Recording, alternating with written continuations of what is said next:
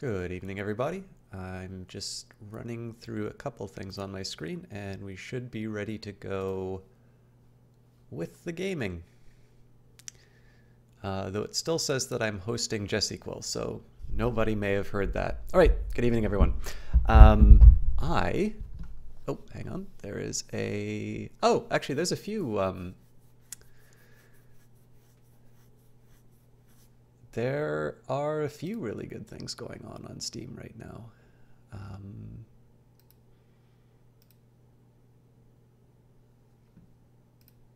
going to have to take a look at these a little bit later. So I was given a key for Wartile. I got this through, it's actually through a service. I've been trying to get in touch with developers, and this was actually going to be a developer that I reached out to, but I didn't realize that the game got out of early access around this time. I believe it was released February the 8th. And so I guess that's a little under a week ago. Now, it's a really good time to be checking this out because... Oh, interesting. I have a friend who owns this.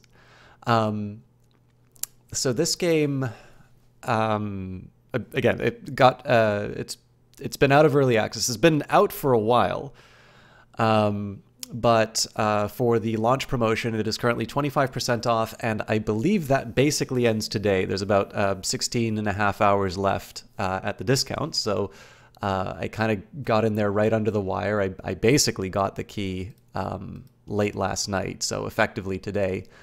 And I found out about it. Let's actually load it up so we can have something to look at.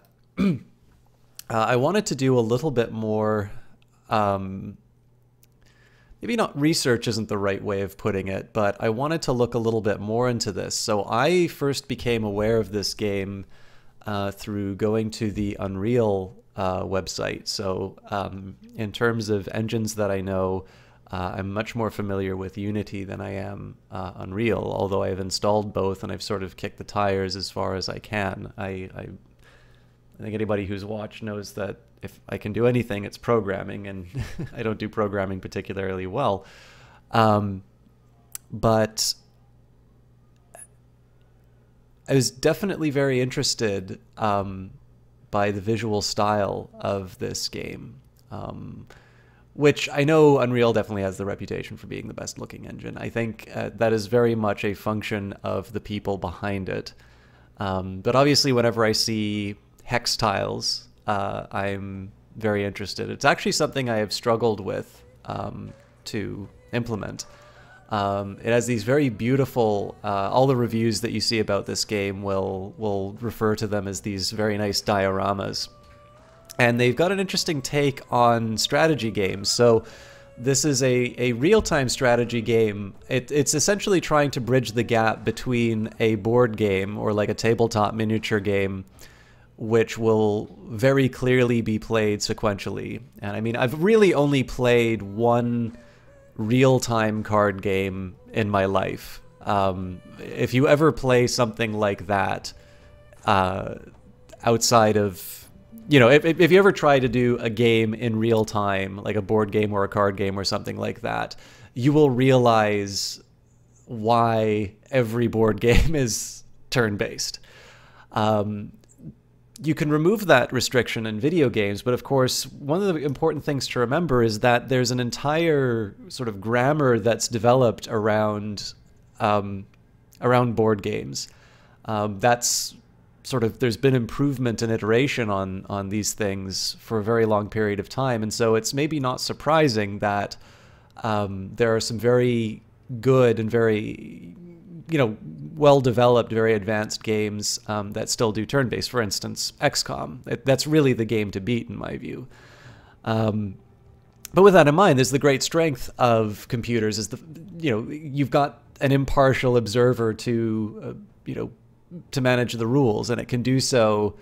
There's more or less no cognitive burdens on them. They'll be able to maintain things, and so you have the advent of things like real-time strategy. And so this game it's really interesting that it's taking this sort of turn-based inspiration. I mean, one need only look at the visual style for this, but kind of throwing it into a bit more of a real-time element. I actually I try not to read too many reviews ahead of time because it's nice to just get first impressions of it, but I read a really annoying review from Forbes which basically complained that it wasn't a turn-based game.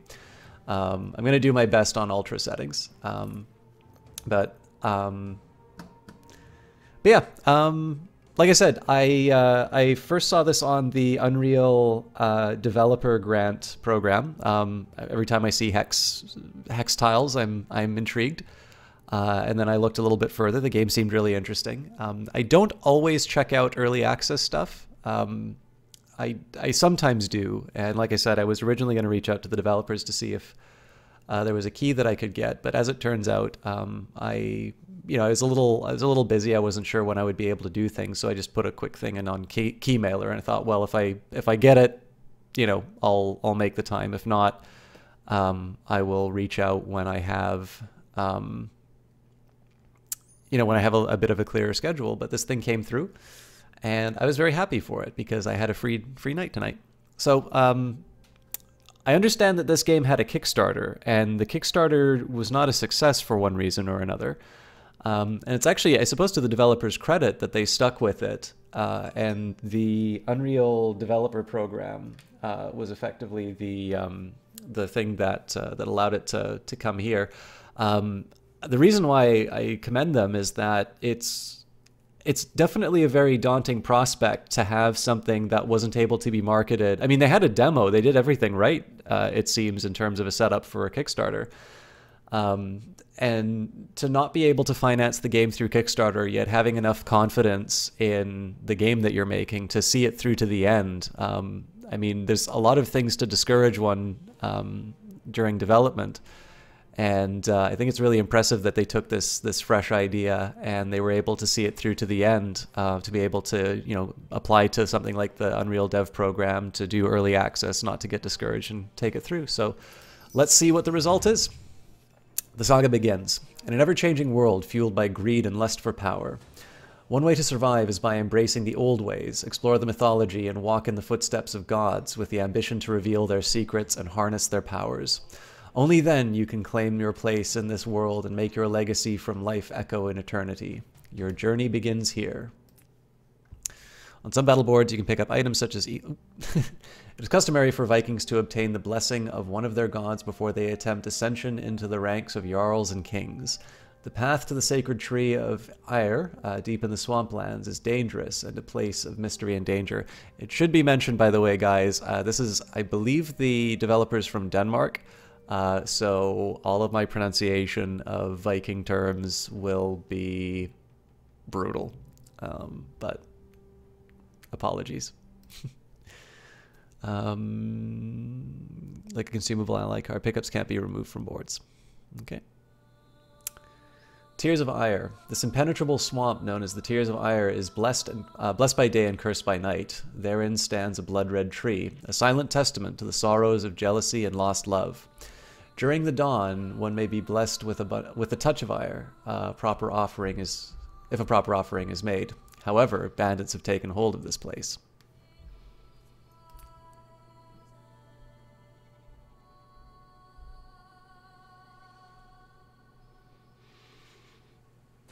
A sacrifice. Call upon the attention of Ire, the god of healing, with a mammal sacrifice.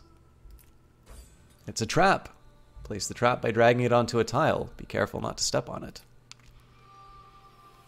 Figurine movement and cooldown. Move your figurines by dragging, left mouse button and hold, them to a tile within the movement range.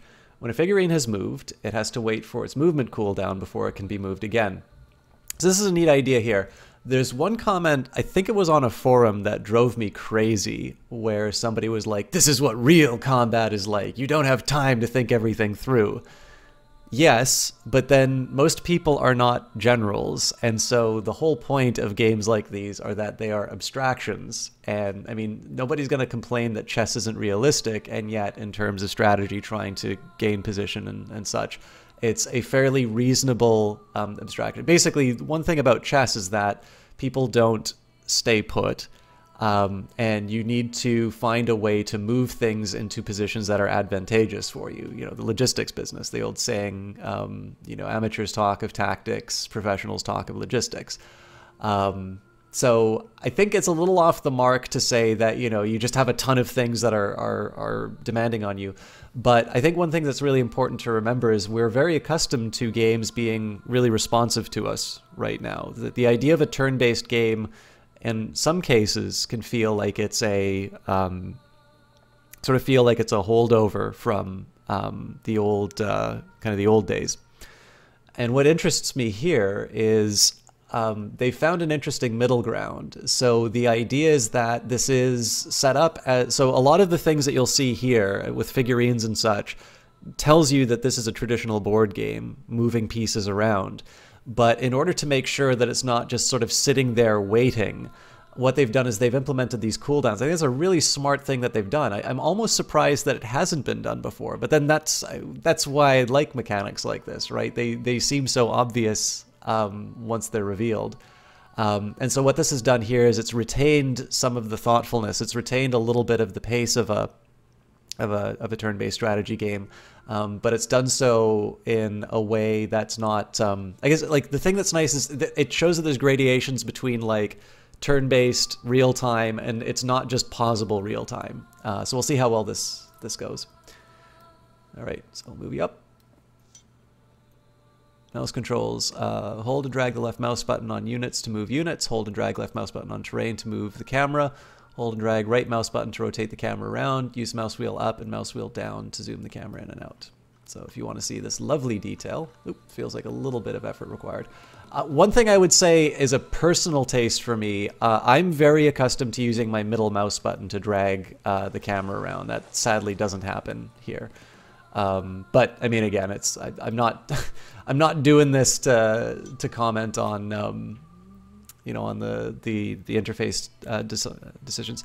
Use WASD to move the camera around, rotate the camera with X and Z, zoom with the R and F. F keys, spacebar will slow down time. Oh, that's a really good touch. And then holding down shift while moving a unit will group move all your units. Interesting. I don't know if I'll use the group move at all, but oh no, no, no.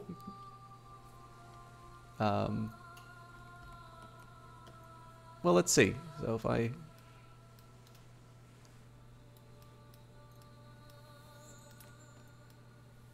Jappy Dumpy, how are you doing?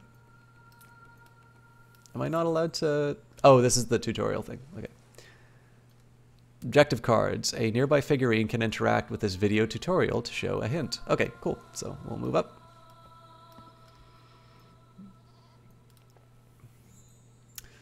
On the right side of the screen, you will find your objectives. The first objective is primary, while the others are secondary. Completing the primary allows you to leave the battle board with loot, but you need to complete all objectives to unlock higher difficulty tiers with new rewards. So, call upon mammal sacrifice and place a trap. Yes, okay. Combat health. A nearby figurine can... Oh, well... Figurines will automatically attack enemies within range. The color circle beneath the figurine feet shows their current health status. The smaller it gets, the closer the figurine is to breaking. Okay. So it looks like... Oh, this is kind of a neat idea, actually. So I don't get to... I don't get involved in combat until... There we go. I don't engage in combat until I know enough to destroy the bush. Hello, the Eyes of Sin. How are you doing? I'm kind of curious if there's... oh, Shield Bash. Target enemy takes 5 damage and is stunned for 6 seconds. It'd be interesting to move a figurine close to collect the ability cards nearby. Well, each figurine has a unique ability card, with more choices unlocking as they level up. Ability cards are located in the bottom right of the screen. Make sure to use them frequently, as they are paramount to your success on the battlefield. They become available again after a cooldown period. Okay. So it seems to make sense to run this guy in and smack him with the shield. I am a little curious about this trap business, though. So I'm just going to take a second here and see... Ah, okay. So I actually need to be like right on top of these things to...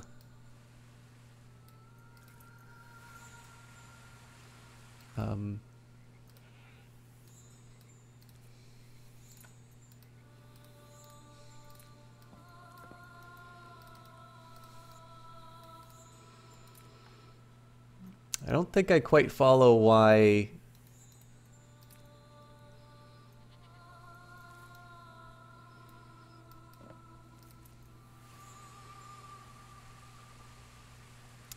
So I'm trying to interact with it, but it doesn't seem to do that much. Anyways, let's try and get the goods.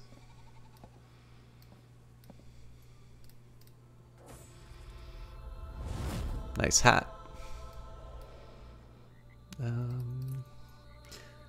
As a son of a Jarl, being in charge is not an unfamiliar position. As a natural leader, he inspires and motivates fellow warriors during the Steel Storm. Both skilled in defensive and offensive combat techniques, this warrior makes a solid all-round choice on the battlefield. Having a good leader to be an inspiration can prove to be the tipping point between success and failure. Formerly a bodyguard to the Byzantine Empire and the Varangian Guard, the spearman has traveled around the world.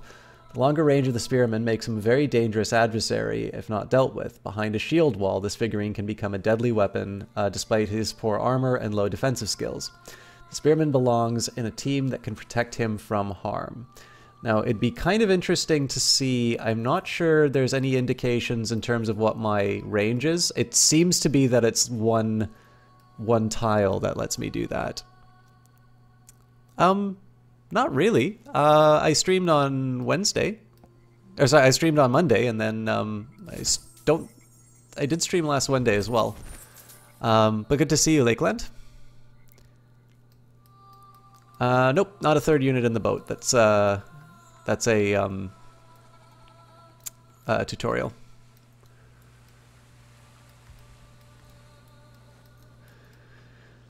Okay, so what I want to do is I want to have the son of the Jarl as kind of the... I'm going to hold off here. So I want to have him sort of in the front taking the... Oh, hello! Alright, this is going to get a little tricky. Alright, it's getting interesting. Okay, gotta be careful about this, so I'll move him. And can I use the shield badge? Oh, I get an idea. Okay.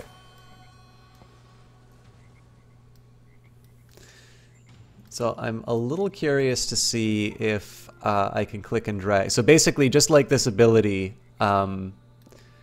required a... Just like this ability required me to click and drag it. Oh, interesting. I think I just saw... Oh, it looked like there was a way for me to...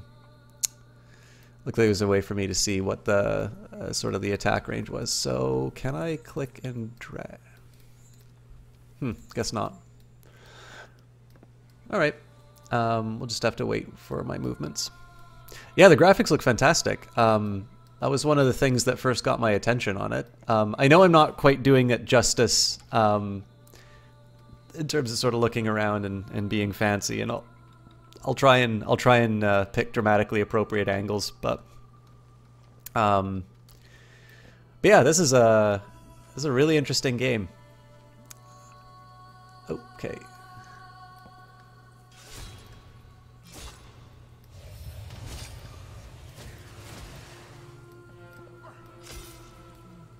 Take the objective, you fool.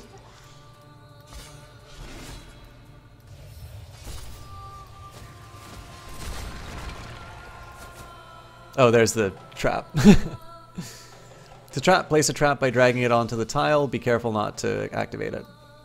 Alright, so that wasn't exactly the most efficient combat. I did like, on our way up here, there was a really interesting, to pick it up, needs a figurine nearby, so... Click to pick it up. There we go. And battle points. These are used to activate battle cards. You earn these by defeating enemy figurines and interacting with objects on the battle board. You can track how many you have at the bottom of the screen. But yeah, so what interested me about that combat a little bit before, so there was a bit of a risk, right? There's a guy trying to flank and take the spearman, but I sort of knew I'd have enough time with this character to take out the bad guys. So let's move ahead.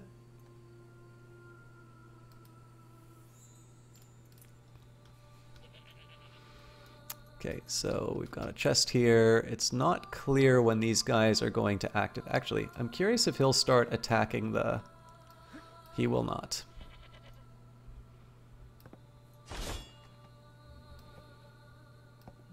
Okay, so these guys are not going to... Oh, they are.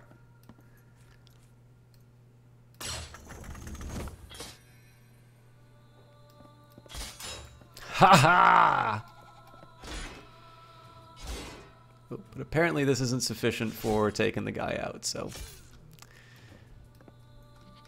Sorry, son of the Jarl. You have fun. I'm just gonna go loot everything if that's okay with you. Oh, crap.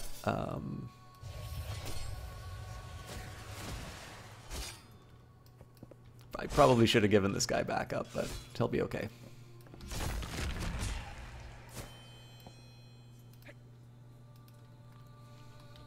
Unless damage is persistent between levels, at which case I've really screwed my tank. Alright, so there's our sacrifice. It looks like this might be a tougher Mysterious Vulva and the Bodyguard. Okay.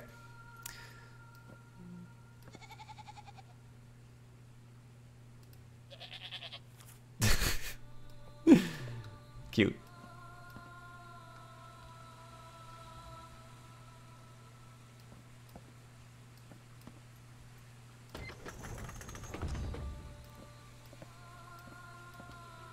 So there's an area of effect. I'm in deep doo-doo.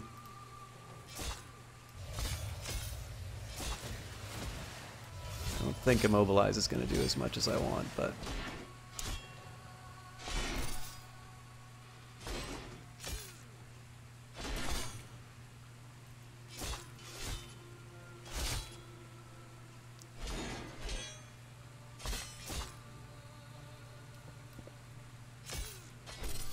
Oh, hello.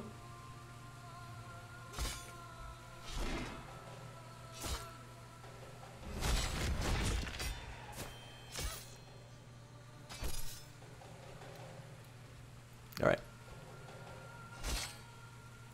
She keeps showing up. Back! Key objects are used to unlock interaction with certain objects on the battle board. There we go.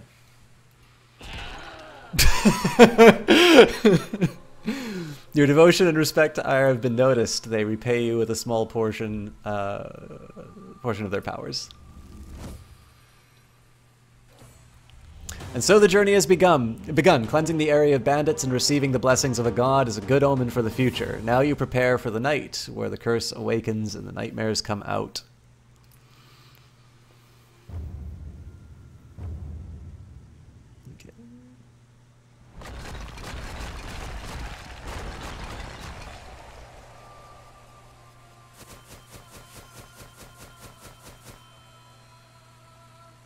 Oh, and it does time you. Okay.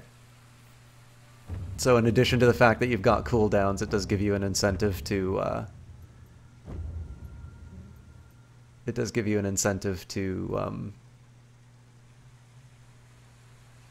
to hurry.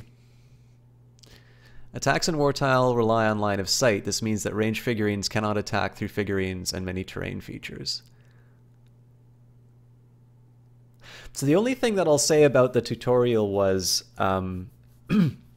that last fight sort of felt like I had to move my pieces and I just sort of watched it happen. There wasn't as much for me to do. But I don't think that's a valid criticism of a tutorial which is sort of designed to be telling you how to do things. If I were to do like a final map and then I'm just sort of sitting there watching these guys beat away at each other, then I might have a gripe, but yeah, this is looking promising. I think the concept is fairly straightforward. I don't have a lot of I think there's maybe a little bit of a question in terms of exactly how the range and stuff like that works. Obviously, there were some cases where I put down the spearmen in a place where I thought, well, maybe they should be able to attack. I might be missing just some visual cue of where, maybe it's in the options somewhere.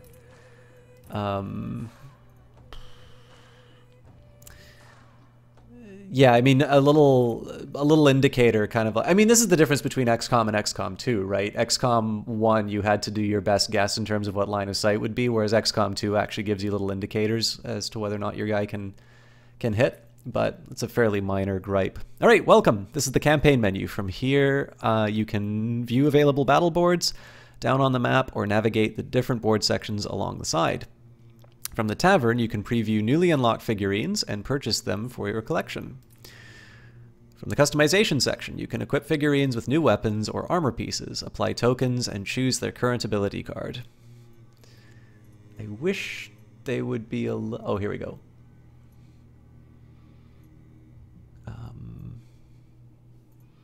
None of these are labeled figurine management, but I think this is what they're referring to. Figurine rack. From the figurine collection, you can set up your warband for the next expedition or double-click a figurine to customize it. Deck manager. From the deck manager, you can browse through the locked and unlocked godly and tactical cards and set up your battle deck for the upcoming battle. Options. On the top left side of the screen, you can find the options menu where you can change your game settings. I like everything looking ultra. And battleboard difficulties. You unlock higher difficulty tiers by completing all of the objectives on the battleboard. These tiers provide harder challenges and better rewards.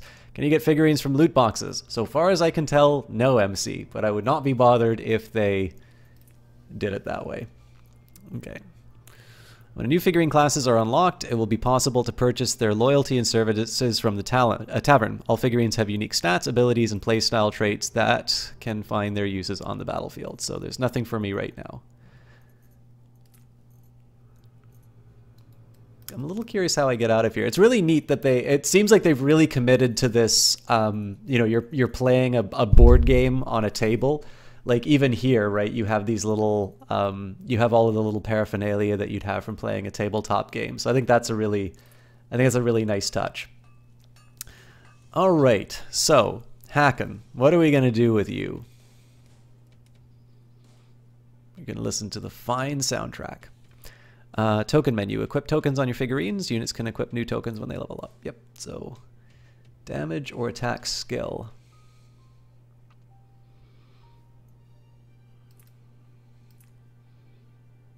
I think I'll go for damage. Can I do both? No.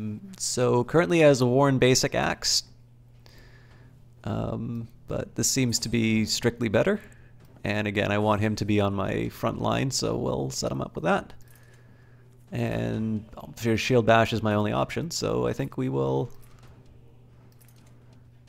live with this. Now my other guy. Again, we're stuck with the one, no items, and might as well give him attack skill.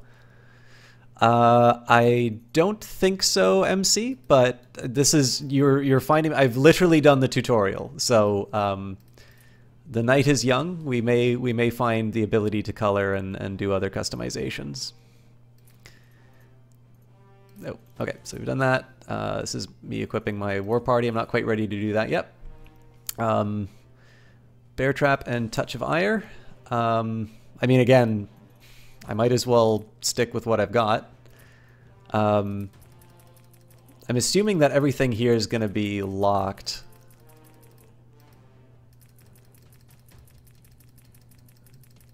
Yeah. I'm going to make the assumption that there's nothing for me here. Merchant. Okay, so we can get new skill tokens, which I don't really need right now. Shoddy Danax. The only thing I possibly would want would be a better spear. Now, unfortunately, it doesn't tell me what my current spear is, so let's go back and see what...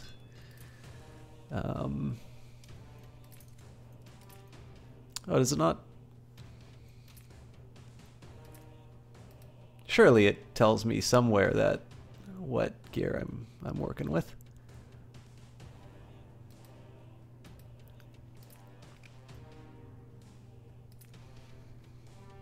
Okay, well, War and Basic Spear, so 15 to 21. Okay.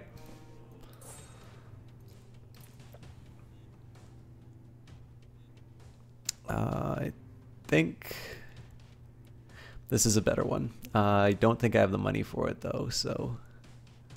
And I could give him a helmet, but the whole point on this character is that he should be outputting damage, and he should never be in a credible, sort of a credible.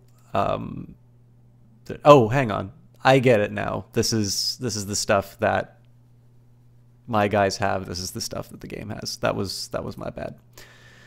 Okay, I'm assuming, yeah, we'll bring these dudes in the boat.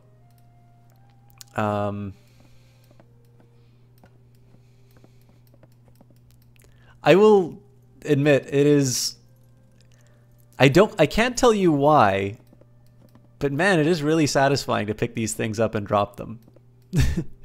All right. Anyways, so yeah, it's the same mission each time. So. The Lost Norse. During the night, the Lost Norse roam the swamps, a phenomenon said to originate straight from the skull of hell. Oh, sorry, originate from the skull of hell. That calls on lost Vikings from the pits of hell, offering them a chance to earn their seat in Valhalla. Lifting such a curse would undoubtedly be spun into heroic tales among men and impress the gods. So here are our rewards. Retrieve the skull of hell from the ancient Norse and escape the Viking ship. The boats, the madness from the Lost Norse spread across the water, smash their boats to stop it. And the Yellow Toad, collect some examples of the Yellow Toad and find the hidden alchemist lab to extract its poison. It's customary for Viking. Hang on. Each of the battle boards requires 3 difficult. Oh, so this is the same. This is the same mission, but more difficult. Okay, now let's continue on with the campaign. I don't need to. I'll try and get like achievements on my own time. Okay. Begin. Just worth mentioning, guys, if you do !game, there's a link to the Steam page. There is no GOG version of it, so sadly there's no way to support the cast here. But if you find this game intriguing, for the rest of today, it is going to be 25% off. So this game was released about a week ago, and they were kind enough to give me a key through Keymailer. And I don't know, I was really interested in trying it. I didn't realize that the game had been released until they gave me a key. But it's, I don't know, it's intriguing. And obviously, if you like what you see here, it's a great time to buy it. You get it at a discount, and of course, you support the developer in their endeavor. Okay. The sound of scraping metal emerging from the darkness as Lost Norse warriors crawl out from their hideouts.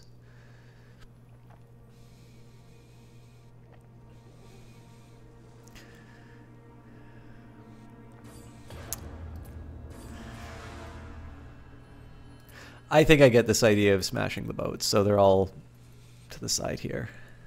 Oh, neat. Okay, so we have to... Right, we start and we have to get back on the boat.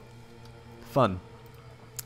High ground. Figurines fighting from the high ground gain significant defensive advantage. Use the terrain to your advantage. Nice. Okay, well, we gotta rush, so...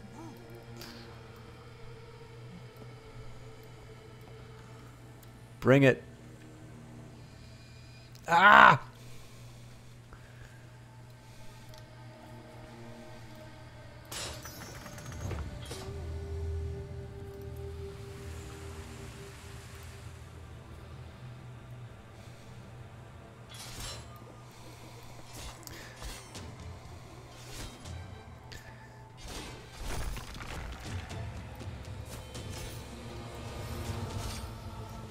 Okay, so my spearman is potentially open here.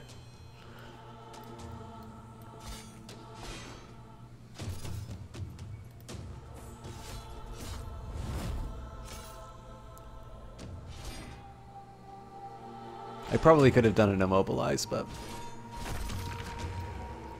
Give me the toad! Excellent. So one thing here is that it seems to me that health is basically a resource that I get an infinite amount of so long as I consider it as from mission to mission. A nearby figurine can interact with this tutorial video to show a hint. Okay, we'll get a quick look. Figurines attacking from the rear 3 tiles of an enemy will gain a significant offensive advantage. Make sure to actively maneuver your figurines to gain this advantage.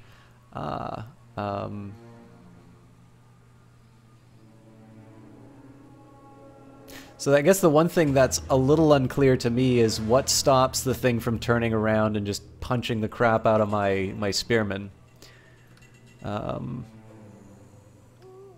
Okay. I do kind of want the loot, but what we're going to do is... I'm going to try and open sort of 2 fronts. So we'll send them out here. Surprise! Oh god! I did this wrong!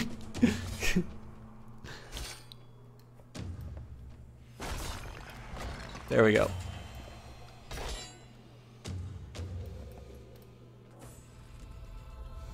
Is this strictly turn-based, or is there a real-time component to these fights? It is a real-time game, MC, so the idea here is you'll notice around the ring there's a cooldown.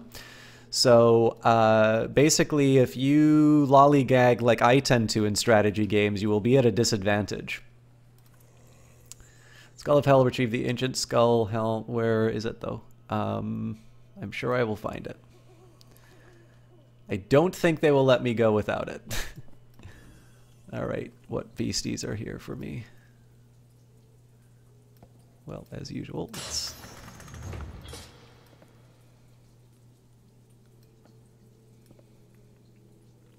Ha, you dummy.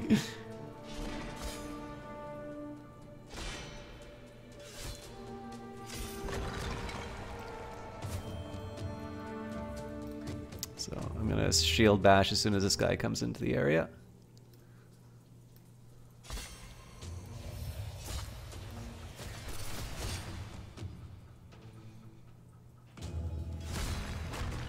Cool, so we'll get ourselves more of those toads that make you hallucinate when you pick them up. Relics! Relics activate on click while standing next to them and not in combat. Activation will heal your figurines to full health and save your current progress on the battle board. If your figurines die, you can retry from this point. The save progression will not be stored once you leave the battle board. Okay, that's kind of neat.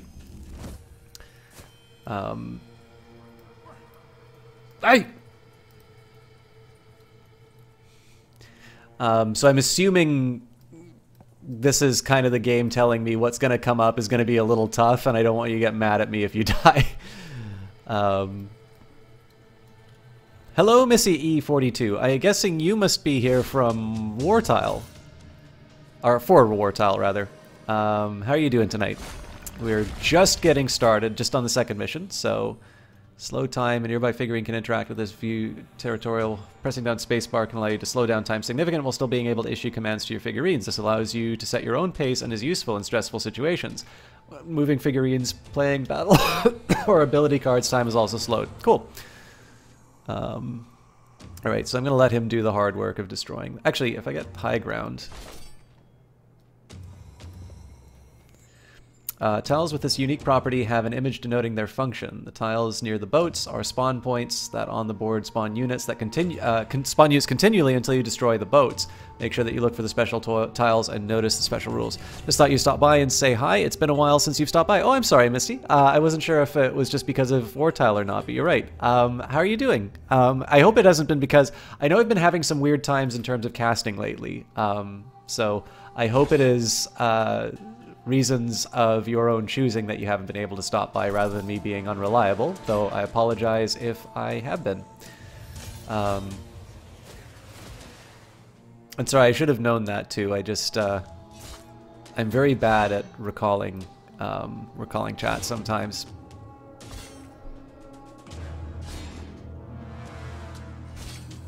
Okay, so I'm gonna have to beat feet in a second, so we'll get you out of here.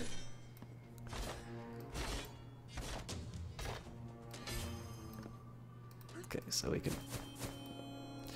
Now, this will probably turn out rather poorly for me. Oh no, we can work with this. Get in there. Okay, so we'll do an immobilize. Maybe we won't. Cool.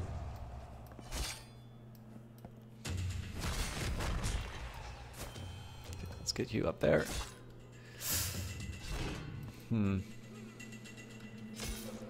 Oh, this is the guy with the scary hat. Whoa!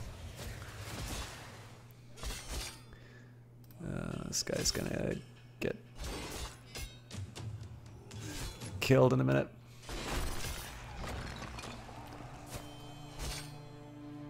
Okay, we gotta get you out of here. I'm actually very tempted to, yeah. Oh boy. We're still in combat, so we'll do something a little bold and get my spearmen at the front. Oh, you know what? I could have used Touch of Ire to heal my character, but I'll try and save this for now. A quartile of Wartile. You're good. You've actually been streaming a lot. You've been sick, and not my fault. You've been flaky for the past month or so. Oh no. There's never an expectation to... okay, we'll immobilize here. I think we'll also do a shield bash. Alright, so now we can... Oh, we cannot heal.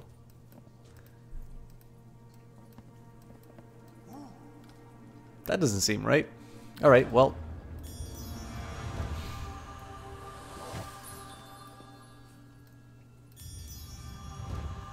So it feels like there's no...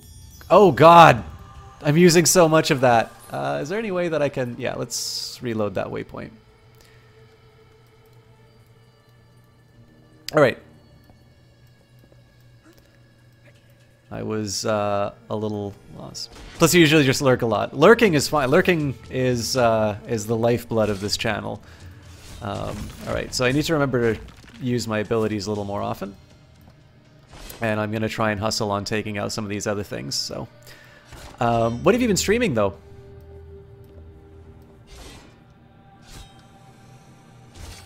We'll see if I can destroy the boats while I... Okay. Oh.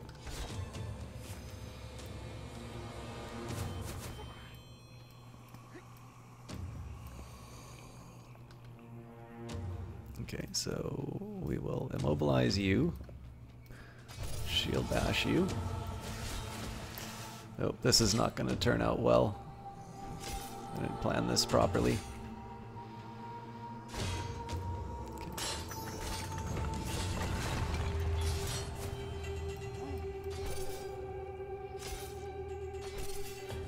Please kill him.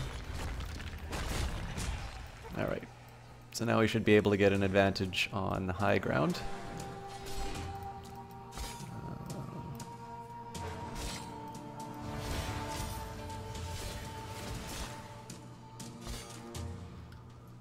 I probably should have moved on this thing here, but I do have my escape card of the Touch of Ire. Alright, now that looks like that's bad stuff for me, so we're gonna... Obviously we want to come back for the hat, but... Okay, you gotta get out of there.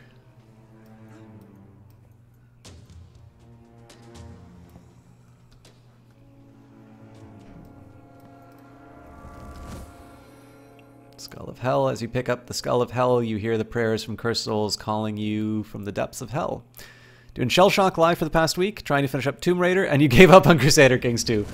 Completely understandable. Okay.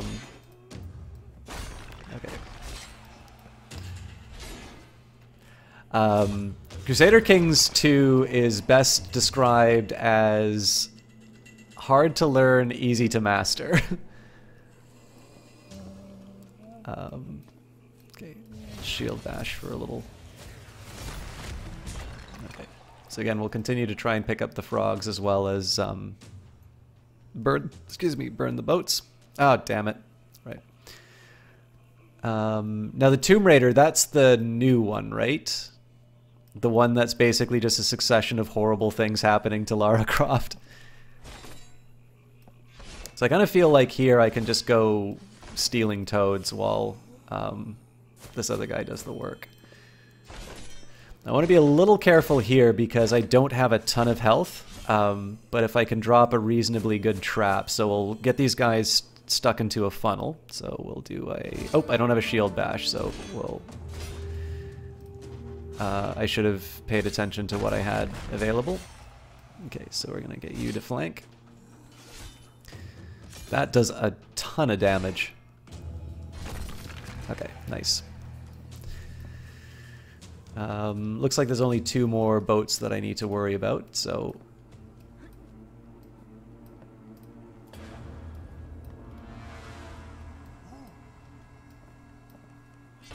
So this guy's going to be a little tricky to deal with, but I should have some special abilities to help me out. Although I don't want this guy taking point. So we'll move him back.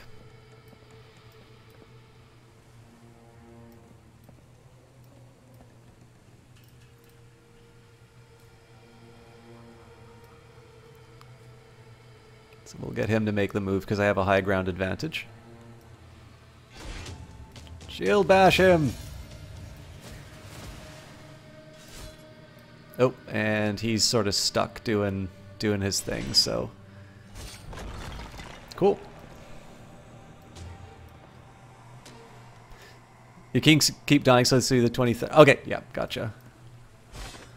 And I'm assuming this is the way to the Alchemist's lair. Of course we've got another one of these guys to worry about. Okay, so we'll do a quick immobilize when he moves into range. Mobilize. Alright, well, we're going to change this around a little bit. My spear bro is going to be on the tank for a bit. This will still work out.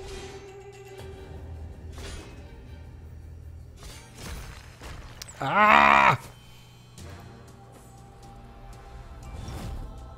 Mortar and pestle can be used to squash things. Make sure you have enough toads. I wonder if there's a way for me to have, like, to share toads between my 2 characters. Probably not, but hopefully they're close enough to make the magic happen. Hopefully they're close enough to make the magic happen. Make the magic happen. Were we not picking up to... Oh, we're missing one. Okay, well. Let's go toad hunting.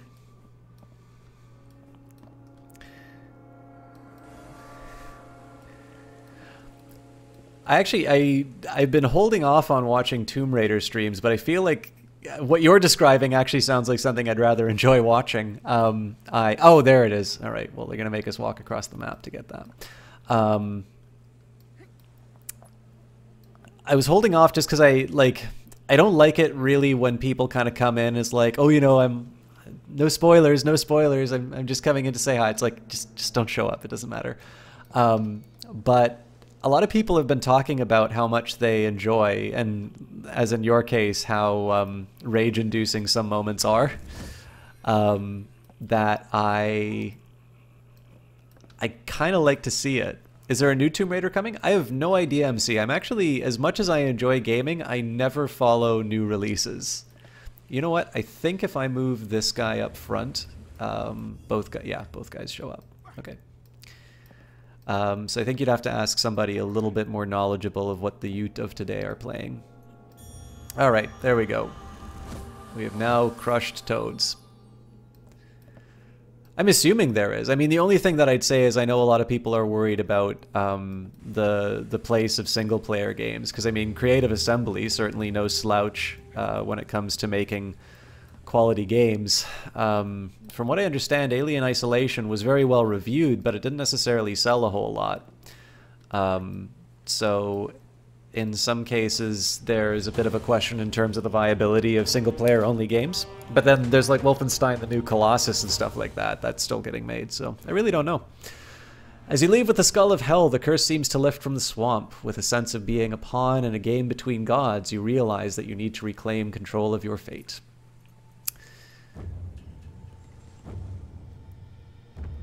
Hello, the exception.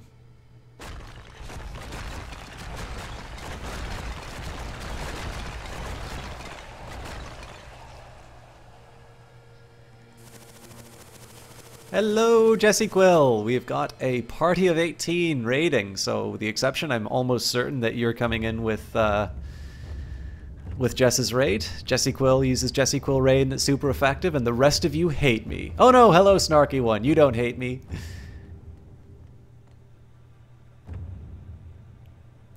Oh, we've got a gentleman in the tavern.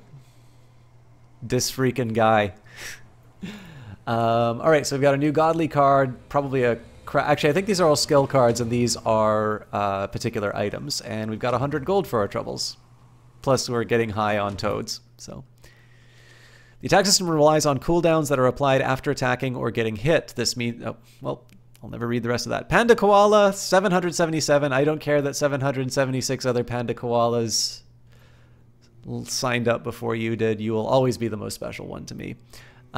Sparks 5 or Sparks V, who knows? I like Roman numerals, is also stopping by. How are you all doing? Jesse Quill, do you know you own Wartile? All right, we've got a trained and dedicated Viking warrior brought up fighting in the front ranks of the shield wall. He has long proved his loyalty and strength during raids. With primary defensive attributes, this warrior works well soaking up blows from the enemy, leaving damage dealing to other members of the warband. A loyal and dedicated warrior, always committed to join a good steel storm. You're hired. And I'm going to keep your name Yoram Radignar.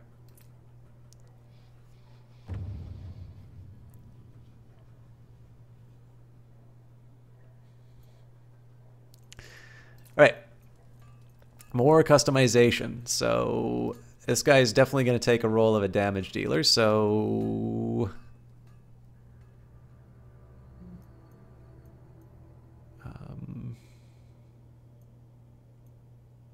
feels like this one's strictly better in all regards. So.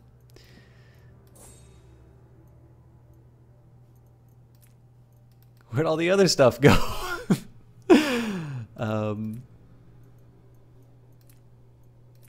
How peculiar. Okay. I could put on the Skull of Hell, provides 10% chance to summon a Lost Norse when I'm hit. Well, that'd be a great one for my tank to put on. I should also double check this Worn Club. Yeah, no reason to put that on. Congratulations, you look evil. And what kind of axe have you got?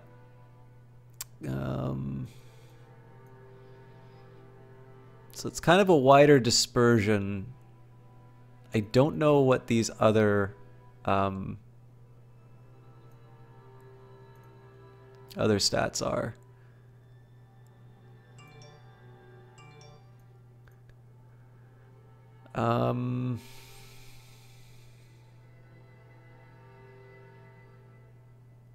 So this strictly dominates the Warren basic axe.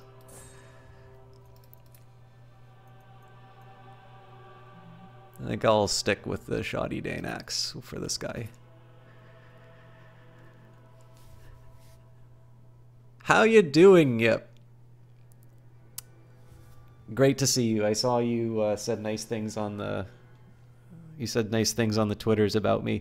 For those of you guys who are curious, this is Wartile. This game was released about a week ago, but it has been in early access for a bit. This was particularly interesting. I found out about this game because of the Unreal Dev Grants program. So apparently this did not have a successful Kickstarter, even though they had a demo that looked like that. I mean, it's a great looking game. It's a pretty interesting concept. I think what I'll do is I'll wait for some of the action to come up and I'll roughly explain what's going on then. But yeah, it's a game that's really, I mean, how do I describe it? I think it's a really novel idea. It's one that I probably would have backed on Kickstarter if I was aware of it. And they, again, through the Unreal Grants program, they were able to make the game, which is very encouraging. And I think I'll go for armor token. health does sort of seem to make sense. 10 health or 1 armor. So the trick that I would want to do here is know exactly how armor interacts with health. Because if the armor doesn't give me an effective HP bonus of 10, then it doesn't mean as much, does it? Anyways, but yeah, so they stuck with it. The game has been released, and it is currently 25% off. So if you like what you're seeing, you can do !game, and you'll get a link to the Steam page. There's nothing special about the link. It's not on GOG or anything like that, but that's more there for your convenience. And at a glance, you're intrigued. Getting off the train. This looks super promising so far, though. So yeah, definitely stop by. Incidentally, I still owe you an essay, Yip, so feel free to give me a subject whenever you'd like. All right, so this guy's got a taunt. Spearman can immobilize or action surge. Spearman gains +1 movement, 50% reduced attack, and movement cooldown for 15 seconds. Oh, that's really interesting. So higher mobility over... I actually think I prefer this. And Shield Bash is tempting. Banner, place a banner that provides +7 attack and 10 defense skill for 20 seconds to nearby allies. That is also very tempting. I feel now that I have somebody who can soak up a lot of damage, I think we're going to go pure aggro for all of this. Anyways, guys, I do want to take a quick second here and recognize Jessie Quill for coming in with the host. Jessie Quill is obviously my only mod. She's a very dear friend. She's basically the source of all of my viewers, because whenever I do a cast and she's casting, she will always double my my viewership. Thank you very much for the message you just sent me, Jess.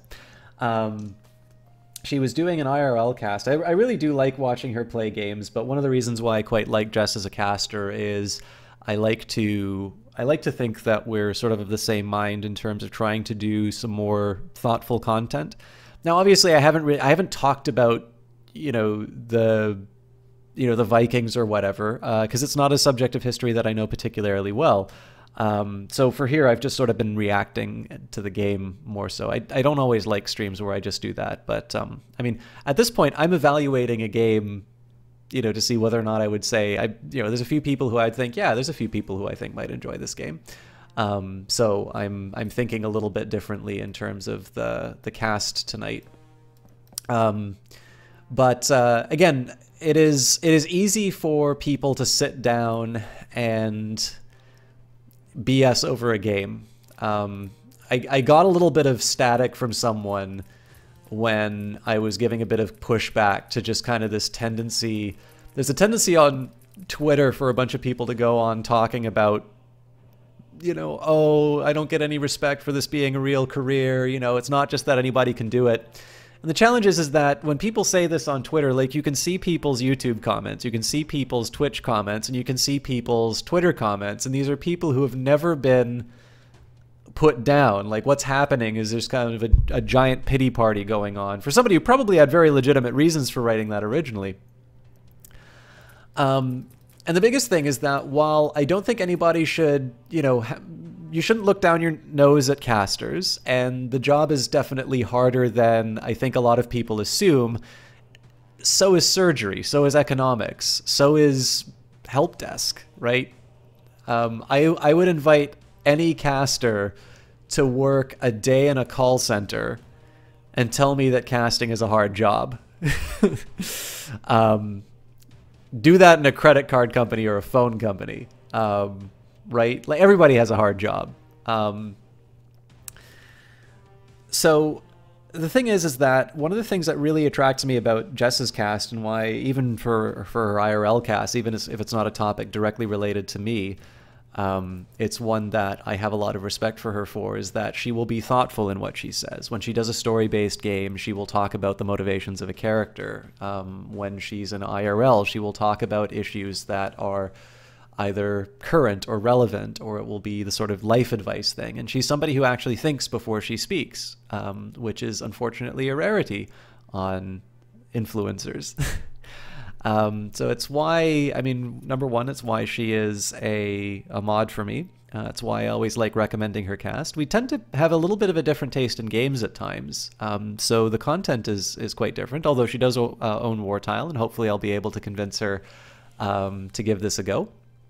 But if you like the stuff that I talk about, if you like the political economy, or if you like the history when it comes up, again, I'm not going to talk about history that I don't understand. So, you know, in this case, I don't have a lot to say about the Vikings as I might other subjects.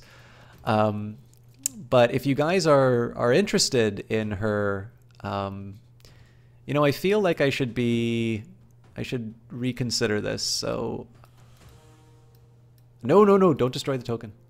I did not realize that was a permanent thing. I think I'm going to hold out for additional attack on my spearmen. If you guys sort of like this stuff, then my best recommendation would be to check out Jessie Quill. She's a really wonderful individual. I was very sorry to hear the news that you gave me a little bit before. I had no... It sounds like this has been going on longer than I was aware of. But I am less worried, and it's not because of what I heard. I know I probably shouldn't be talking like this on cast. And I'll chat with you afterwards to, you know, try and help as best as I can. But this is one thing that I think is great. Actually, Jess's work ethic in terms of broadcasting is better than anyone I've ever seen. And I think this is one of the really impressive things, is that no matter what's going on, she's usually been able to put a smile on other people's face. And I think that's one of the best things that you can do to be an entertainer. So she gets big kudos for that.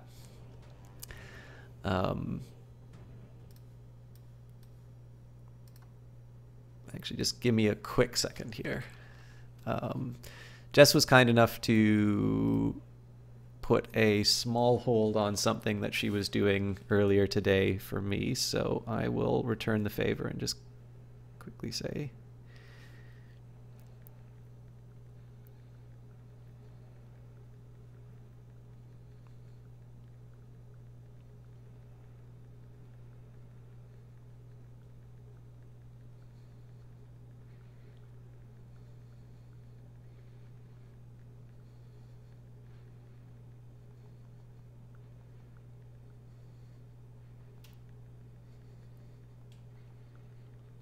Sorry, I know this is not great casting for somebody who doesn't have a camera.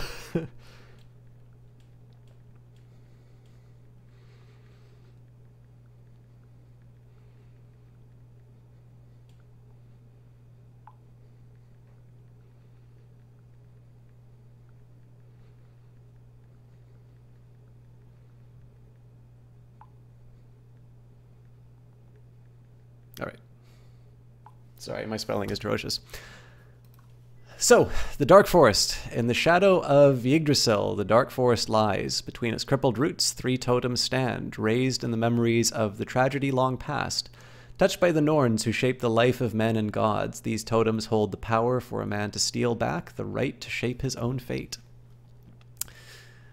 And find the 3 totems of the Norns and mark them with your sigil, and bones, collect the bones of the cursed pilgrims and return them to the tomb. Okay. So, I've already put people in my boat. Let's go. So I'll try and explain what's going on. The one challenge that I face in trying to broadcast this game is that it is a real-time game. It has some...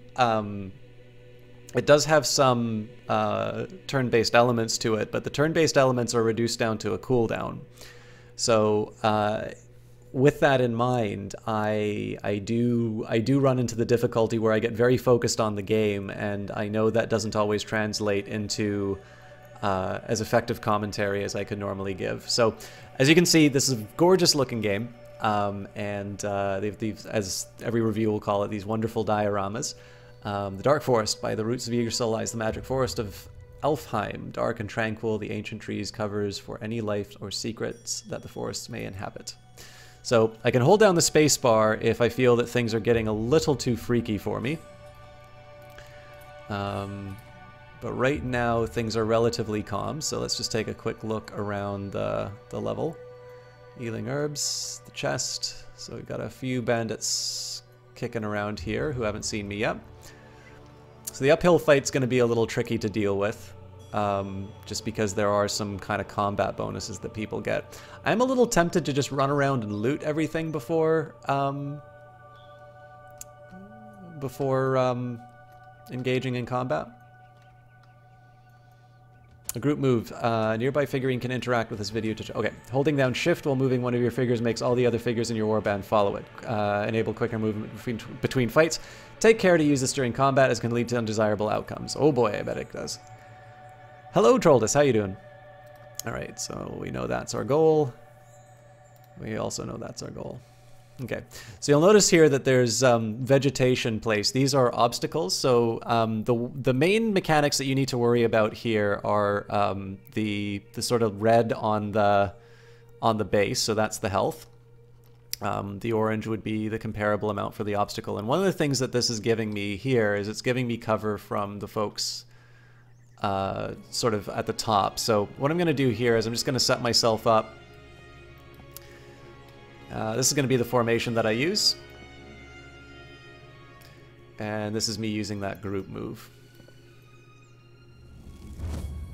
Ambush! Clever. Alright, so we'll get you at the front.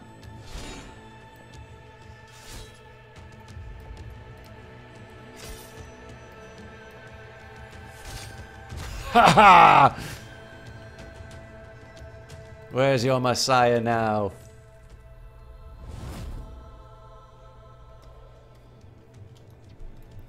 So one thing I will say, this guy is going to get a lot of punishment. I think what we're going to do is take care of the remaining loot on the ground.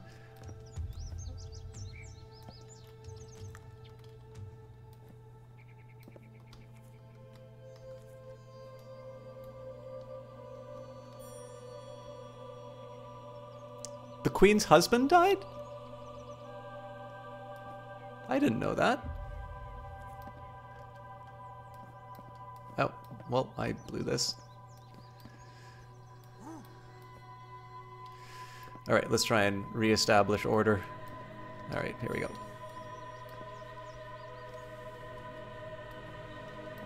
I feel like I would have gotten a notice.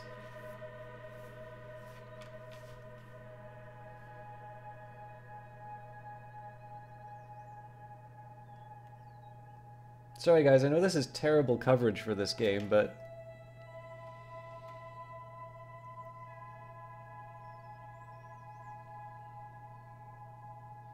What queen are you talking about, Troldus?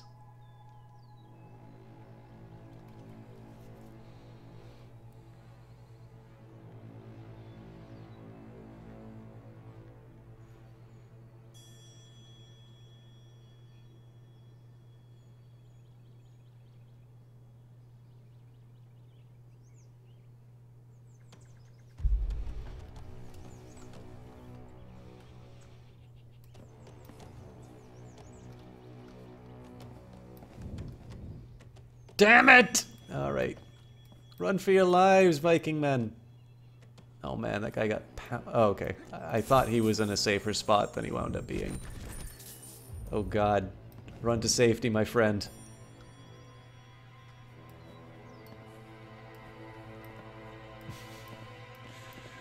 Oh, this is gonna get ugly. No. Oh, I see.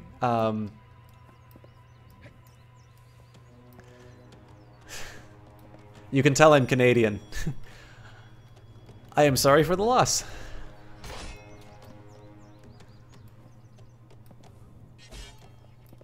I did not check my, another ham bush. You know what? I think what we'll do here, we'll drop a bear trap. That's not where I wanted to put it, but... okay, we'll get you to... Okay, drop the banner. Or drop the base.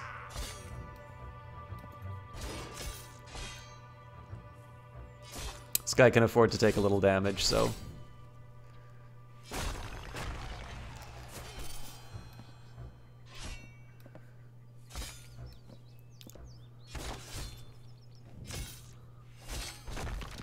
Why the hell is he attacking that? Okay. So you got what we wanted. Pick up items. I think that's another batch of healing herbs, so we'll get you to grab those. Use this on a nearby ally to heal 8 health for every... Yeah. That's exactly what I wanted. Alright, so this is one of the objectives. This is I think I'm just going to hold back while we wait for this to work its magic. I don't know, I'm definitely feeling like this is the better path to go at the moment.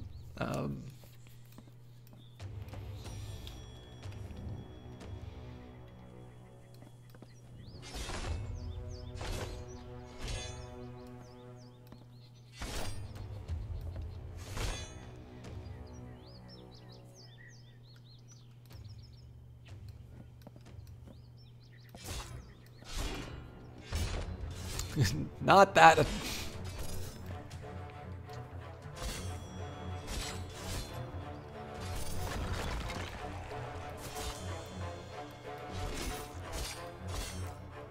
So I think you kind of get the idea here, right? That you have different cooldowns in terms of your attacks and your movement. And that the... Oh, I think I kind of screwed this up, but that's fine. Oh man, that guy took a fair spot of damage. It's a shame that's a glancing hit.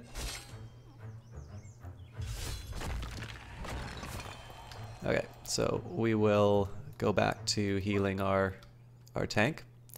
So far we haven't needed to use any of the godlike powers. One of the things I've been messing up is the use of special items. Those will make all the difference. Okay. Oh, you know what? I just wasted health on that. Okay, I think I'm losing... I think I've lost the plot. Ah, I get it. It's a little tangled. Okay, that's fine.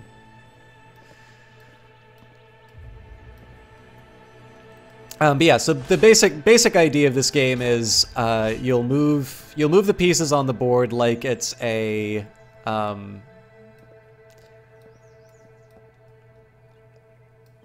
board game, basically. Oh.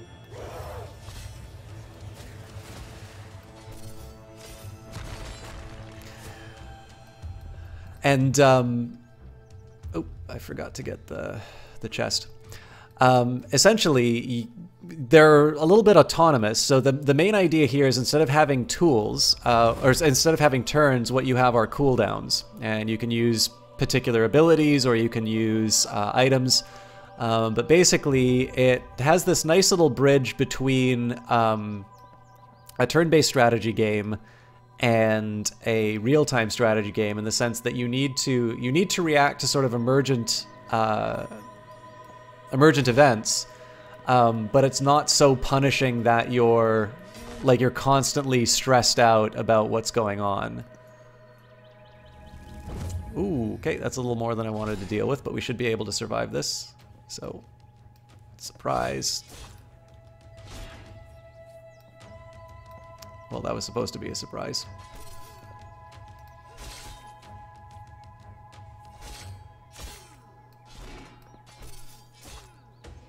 Okay, this guy's gonna take more damage than he should. Let's do the touch. Alright, great. We've got some allies.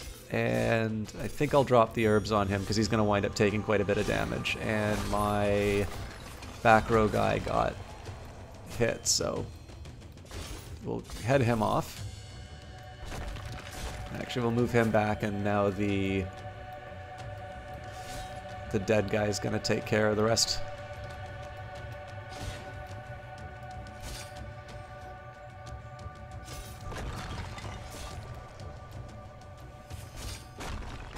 Cool. Alright, that's a little sloppy, but did the trick. If you guys have any questions on it, I'm happy to try and answer what I can. Altar of Freyr. The writing tells of the burial of the pilgrims. However, the burial site appears to be desecrated and the bones appear to be missing. Ah, yes, we still need to pick up bones. Already has the item. Well, you know what? Treat yourself.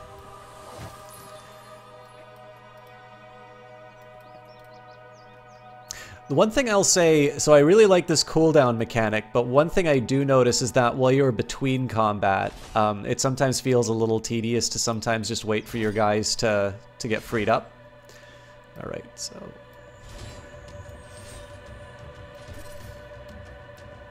That's a very minor complaint, all told.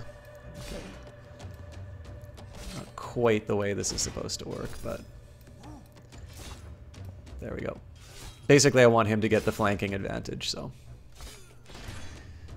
I have a question. What? Why do you think everyone hates me? I think... this is just an act that I can only sustain 3 times a week, Snarky One. Yeah, it's a great-looking game, Isaacin. I don't think there's... I don't think... Yeah, the worst critic of this game could not say that it's anything but beautiful. Fortunately, there are other things going for it as well. In all honesty, Snarky One, I don't care that much for the pineapple on pizza meme. I think it's very overdone. No, the reason I say so, Jess will know. There's a little bit of truth behind the statement, only in the sense that Jess knows of some cases where, I've been treated with less than, I guess less than, I don't know, forthright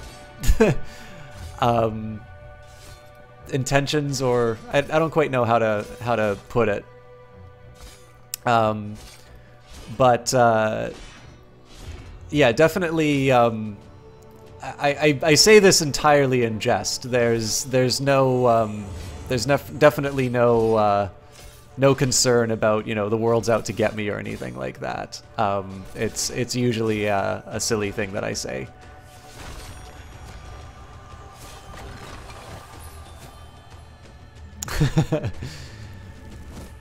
Totem of the Present. The carving on this totem is said to change itself according to what is. As you carve your sigil onto the totem, the sigil is absorbed into the events already carved there. Cool.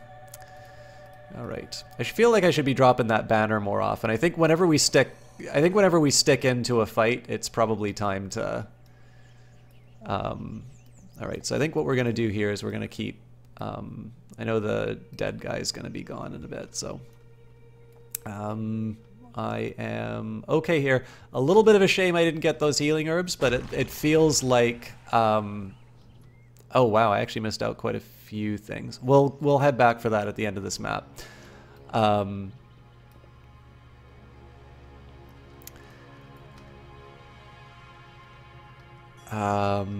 yeah, we'll chop through the foliage, and I don't think we'll get the drop on these guys. I'll double check what I have. So I've got Taunt for my tank, I've got Banner, which again, when we get stuck in, and then +1 movement, 50% reduced attack and movement cooldown for 15 seconds. So this is really when I really need to use these when the combat is going heavy.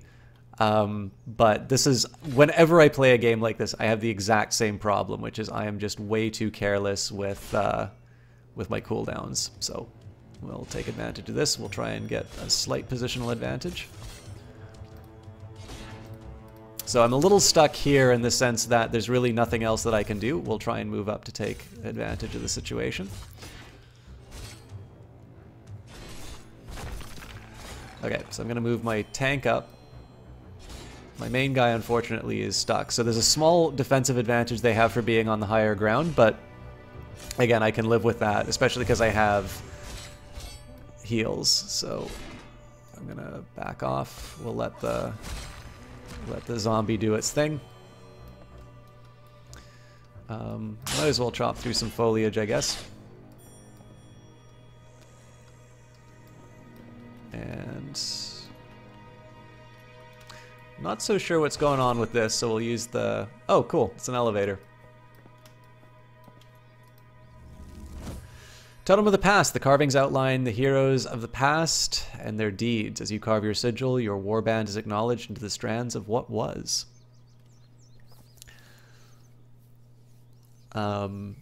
Oh, very much so, snarky one. And I'm sure I've been a jerk to some people in the past too. It's not a one way street. But yeah, I really don't like Twitch drama. Twitch is one of the most unimportant things that you'll do. Incidentally, if you guys follow a Twitter account, Merlini, who's a very well known Dota broadcaster, probably I would say top tier. He has announced that he's stepping away from that. And he basically just said, is like, I'm thinking about, my life, I'm thinking about my priorities, and I don't see this happening.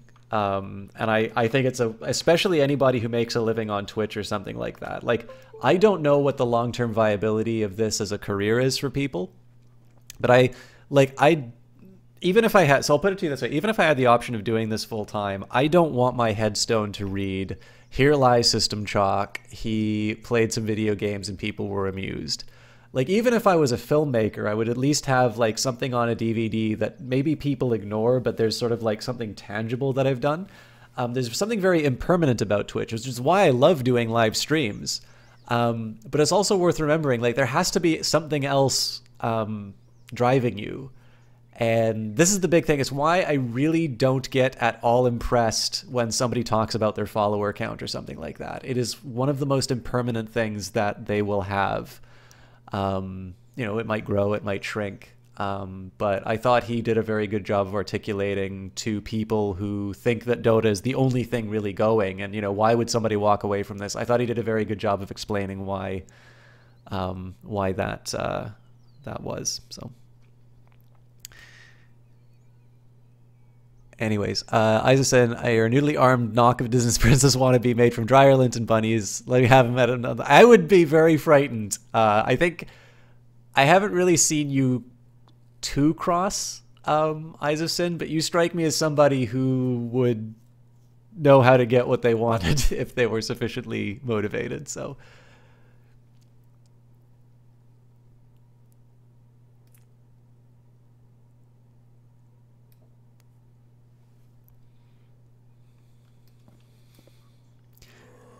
Sure. I mean, like I said, MC, I certainly like the fact that I kind of get to do something in the moment, and oops, that was a trap.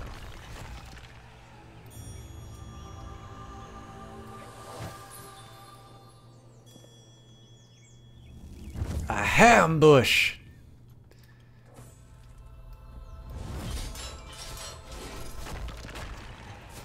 Oh man, this guy's really getting it.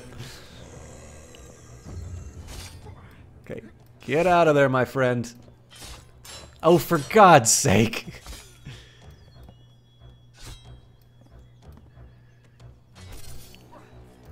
I really need to heal this guy.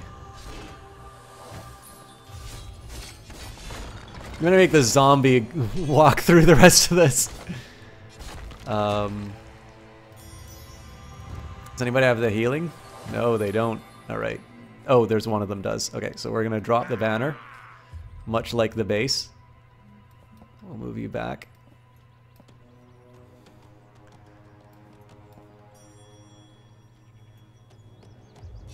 Oof. Okay, this is not quite working the way I had in mind, but we should be able to get this going.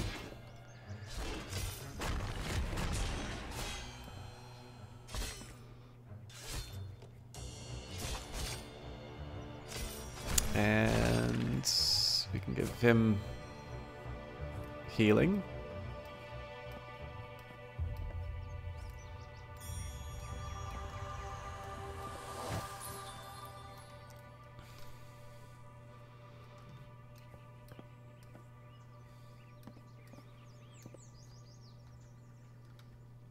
But yeah, so like as I was saying, like I definitely think it's a good feature of the platform that this is something that's sort of live, it's imperfect.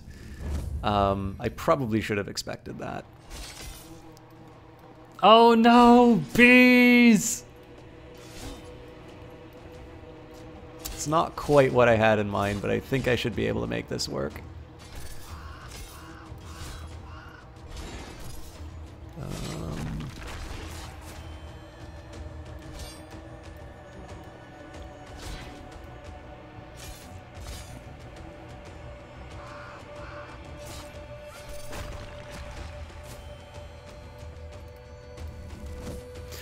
It's said that gods decide the future of men. However, by carving your symbol into what is coming to be, you seal your fate from the gods and take it into your own hands. Okay. You're about to leave. The echoes of the wind blowing through the forest turn into a furious snarl. The three Norns cursing the broken strings of fate you have left behind. They wail about the mighty war horn of Heimdall, of Mimir's well of wisdom, ancient thunder runes ignited by the wrath of Thor himself, of a realm of ice ruled by giants, and a tsunami of darkness that will cover Midgard in centuries to come. What? No! No, I wanted to do the Bones quest! Oh well.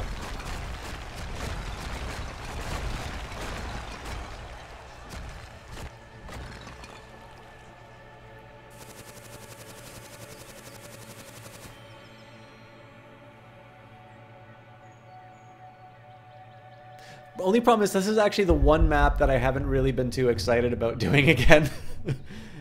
God,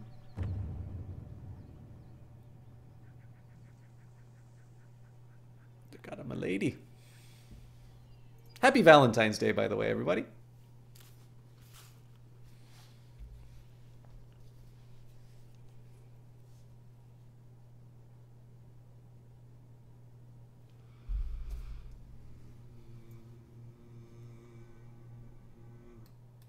Sorry, guys, just gonna take a second here. Messages don't... Jess, you have WhatsApps waiting for you. I realize that totally defeats the purpose of a communications medium like that, but there you have it. All right, I've basically been I've been hiring up everyone that I can. So Foster in the Shadows of Life, the Volva wields the dark magic rooting from the lost and forgotten spirits of this world. A Norse shaman feared, but also respected in the Norse community, her ability to hasten or delay the death of the sick and wounded. She's always to be accompanied by a grisly crow that is said to be part of her. Whenever threatened, the crow will attack those who wish to harm her. Her powers lie in terror, despair, death, and decay. So, Crow Sacrifice. The Volva Crow sacrifices itself against the targeted enemy, dealing 20 damage and stunning them for 6 seconds. The crow will reappear after 25 seconds. Swarm of Flies spawns a swarm of flies that taunts all nearby units. The swarm lasts. Sounds like a really good ability. And Curse of Rot, the targeted enemy will take an additional 5 damage when it takes damage from any source for 10 seconds. Well, I don't see a lot of healing here, but this seems like a good good character to have. Okay.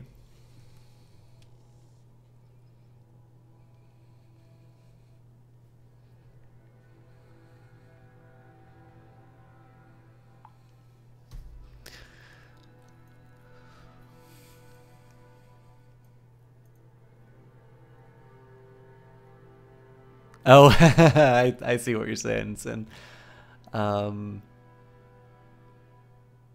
Okay, well, I know first person to get the uplets will be my tank. And I sort of feel like he's been my other frontliner, so... not clear that...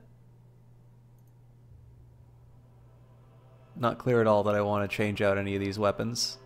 I may for her. This is weird. I feel like there's items that disappear. Oh, it's probably just that they can't equip certain items. Yeah, I mean, we don't really have... Beyond the uplets, we don't really have anything else. So, but we do probably have some skill tokens. So, what else do we have?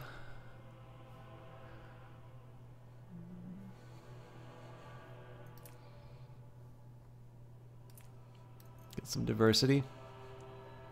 Feel like I want to make this guy very glass cannon-ish. For her, I think we'll give her a health token.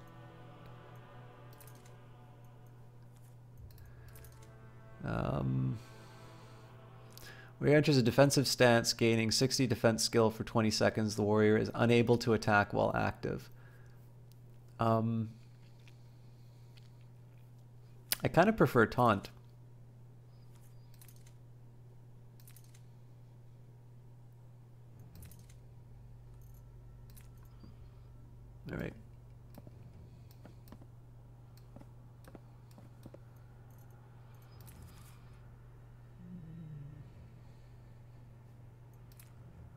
So there's sort of you're building your party as you go through. Oh, this is tempting.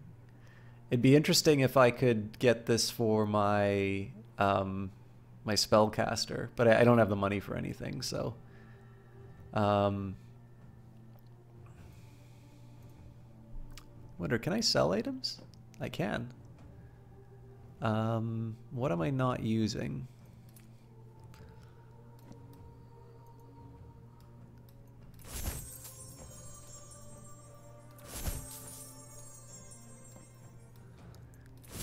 What about this though? The cudgel.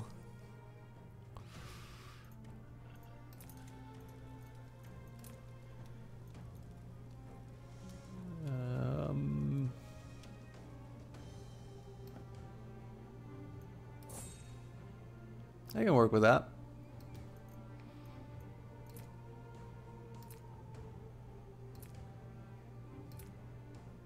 Unless, actually, hang on, let me double check that. So can I give it to the other guy? I can. So how about we try just beating the heck out of things?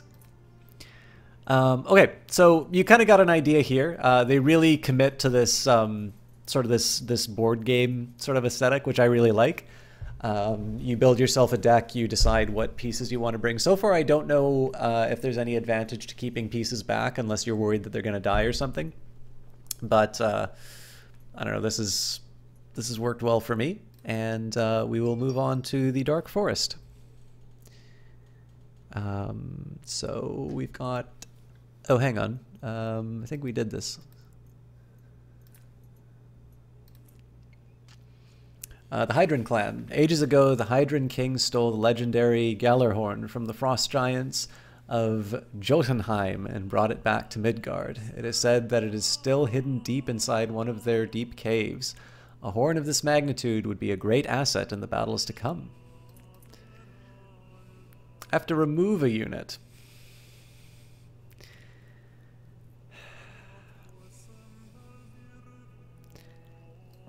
Sorry, tank. I want to see how these work. Hello, Lieutenant Dan. On some battle boards, you can pick up items such as healing herbs or oil bombs and use... Okay. Ooh, pretty. The Hydran clan. Watching from the towers, the Hydran warriors patiently stand ready with their bows drawn. In the distance, you hear a war horn sounding as the impending battle approaches. I picked a terrible time to leave my tank home. All right, let's do our best.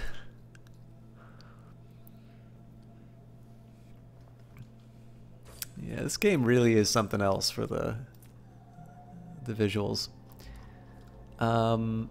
Okay.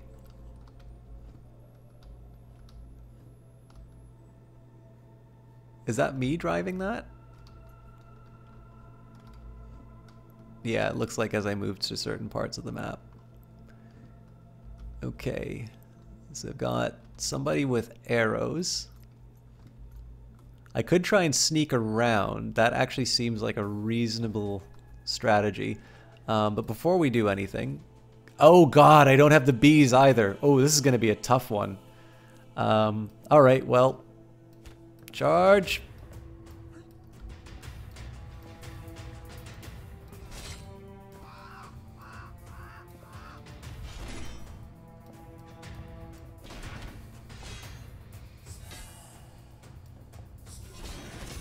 Oof.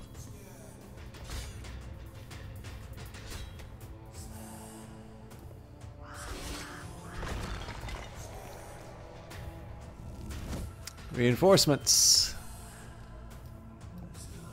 Couldn't be that easy.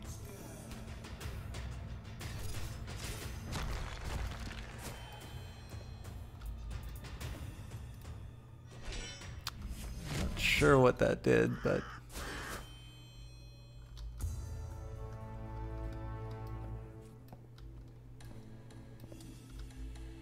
Where'd you go? Let's try and get the defensive advantage. Of course, we've got a bowman to deal with.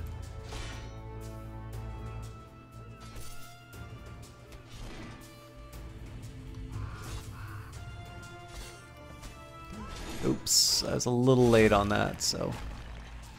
Okay, let's just go straight for the range. Hopefully we'll get some healing items as we go by. Oof.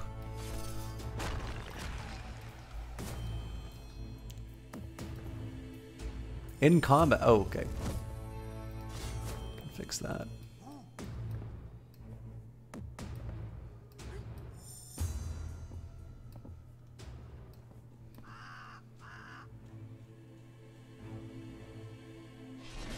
So we get the height advantage here.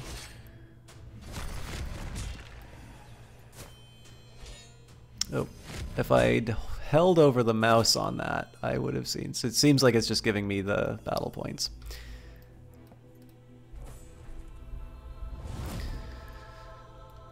Okay.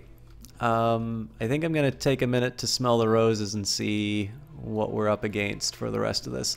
I kind of want to see what's in these lower areas, to be totally honest. Blessed War Rings. The Hydran clan leaders carry small war rings blessed by Heimdall.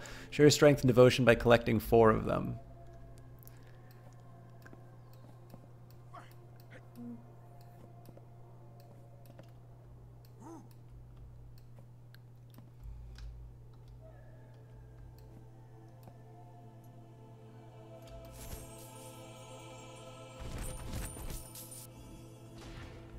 Bring it, nerds.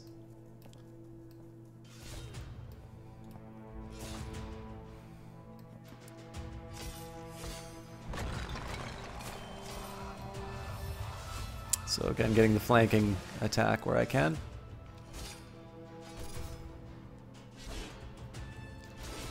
Doesn't quite feel like it's working though.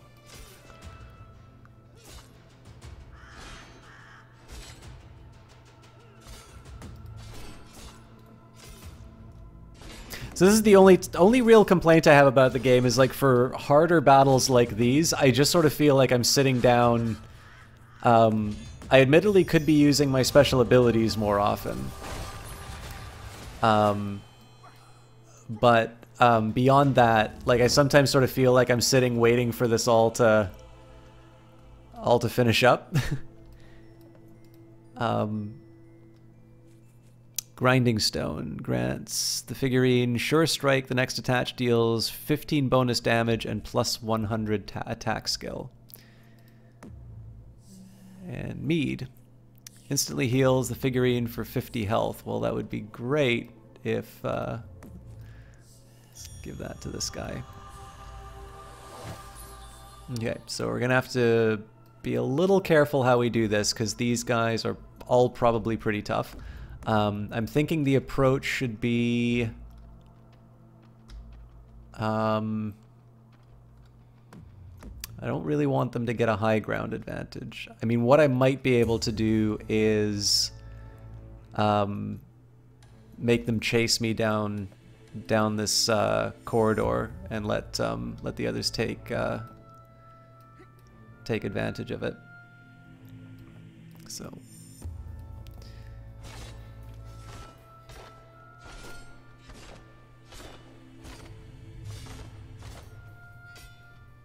I know it's not a very Viking approach, but you know what? I bet Vikings were super clever and they'd be okay with this.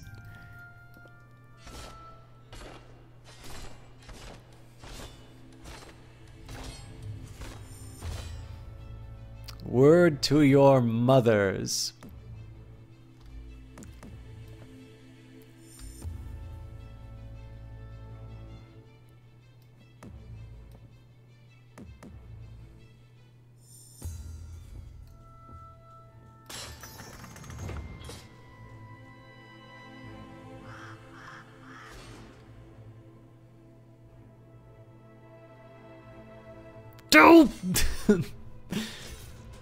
Trap didn't work.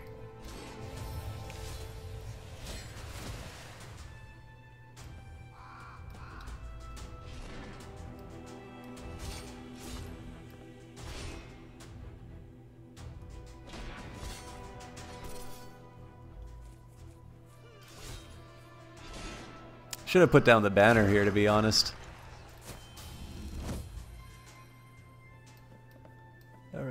be very careful not to step on our own trap.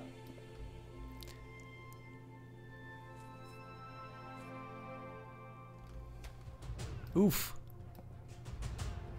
Okay, so the answer here is to move everybody around the corner.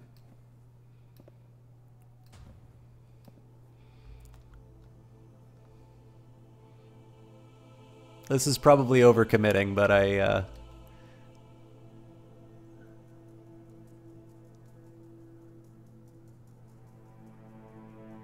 Really? We're gonna play this?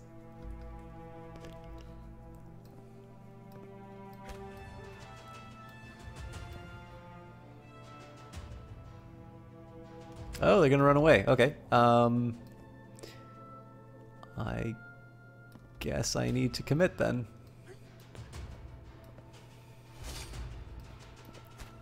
Good news is he's a sissy bowman, so it's not gonna have too much of a consequence.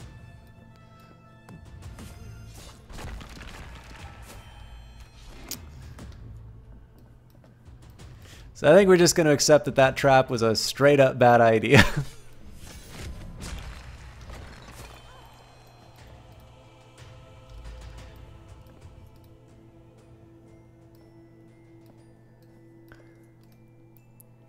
And definitely that's a mead going to my de facto tank. Okay, so I think I'm going to go back to that previous doorway at the beginning of the level and just see. It's not my trap. I'm gonna see what I can find there, especially learning that if I completed the main objective and that was enough to kind of take me out of the previous level. I don't want to wind up. I basically don't want to wake up and discover that I can't pursue other objectives. So, sorry if that makes it a little dull to watch, but I am genuinely curious what you guys think of the game. I don't think I'll get to the end of it in one playthrough. It doesn't seem like the sort of game that's kind of a flash in the pan, but I'm definitely very interested in, you know, what you guys find worth watching. Okay, that's not great. So let's switch everybody around. Oh, not quite where I wanted to go, but we should be able to make this work.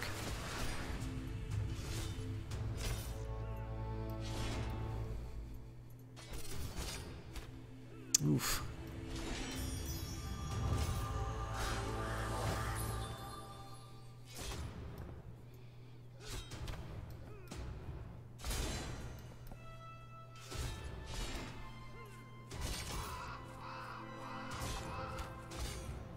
I no longer have the heal. Alright, it's gonna be tough.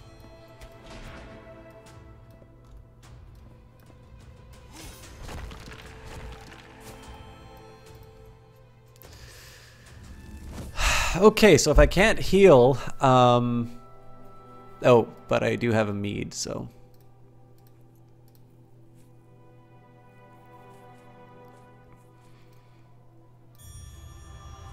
So I probably need to drop the bear trap to get any more progress. There's another mead, so that'll be good for me. It would be an idea to heal her up because I have a feeling that she can pretty easily get caught off guard. But I'll just try and be careful. There's a bow. That's good news. Hopefully she'll. I mean, it looks like she already has a ranged attack with her crow, but oh, this is the wrong guy to.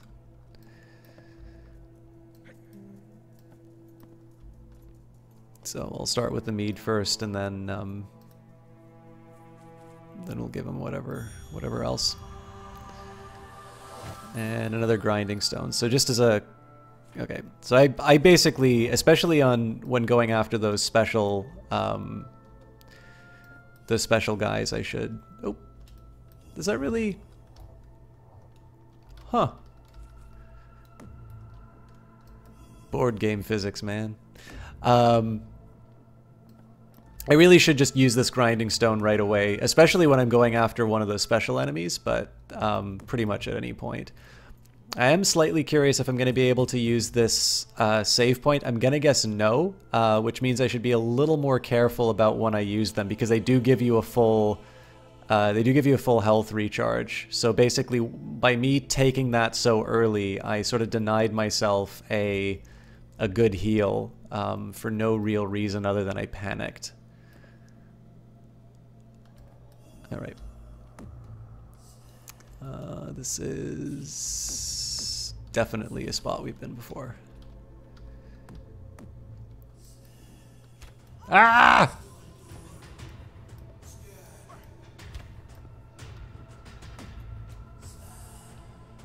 I think this soundtrack is saying Skyrim belongs to the Nords.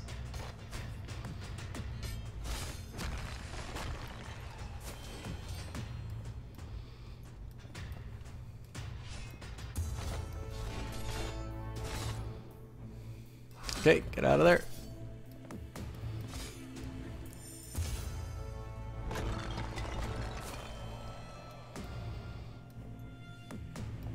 I think this is another save point, so that's good news for me.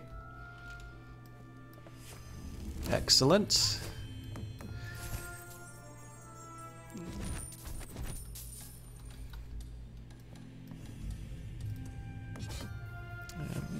I believe that gives me...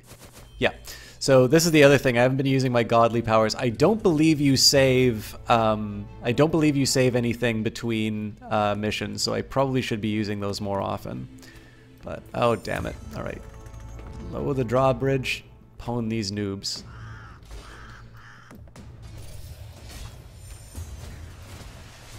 Oh, you probably want to back off, lady. Although if you can hit that guy, I'd love it. Spear him in the back. Hit your ally.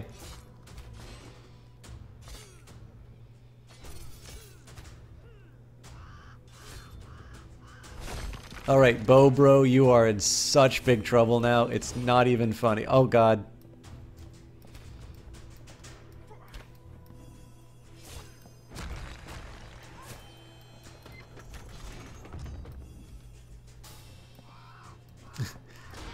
Oh yeah, you're not my front line. I am definitely committing him to the middle of this fight. Oops, not quite what I wanted to do, so we'll back off.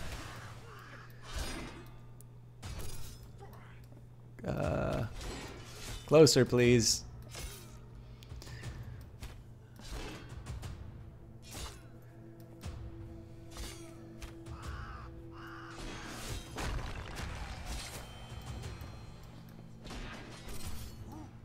I should just move him back one. I'm getting a little, I'm getting too scared with the way that I move him through. But.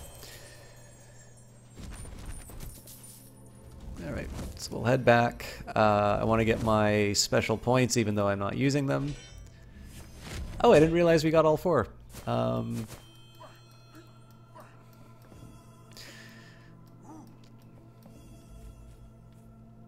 Okay, I think what I'm going to do here, just for the sake of experimentation, I'm going to drop the bear trap. Oh, no, just drew it again. Okay, so I got to be careful with my tank now because he is in a bit of a fragile state. Oh god, this is not the fight that I wanted to take. There we go. Okay, get you out of danger.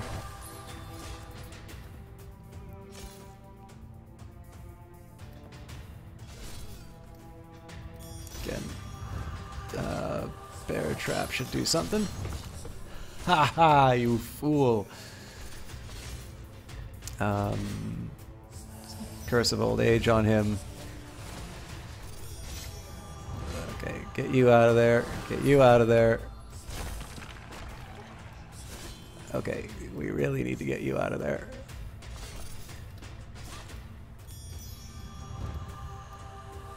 Oh crap, this guy is done for. Let's load the waypoint.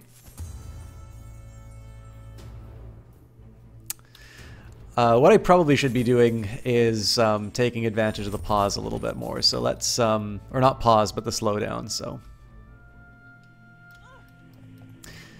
but this is one thing that I like is that, remember how I was complaining a little bit earlier about how I sort of felt like I was just sitting down waiting for stuff to finish?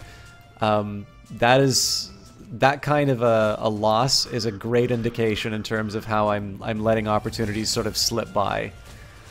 So for instance, I should be using this crow like all the time. Okay, and also I shouldn't be letting this guy sit down and take so much damage. Let's give you Pilgrim's Madness.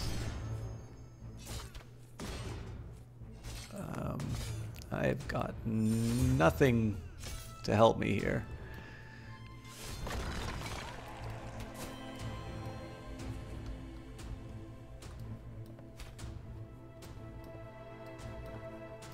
Please kill them. Thank you.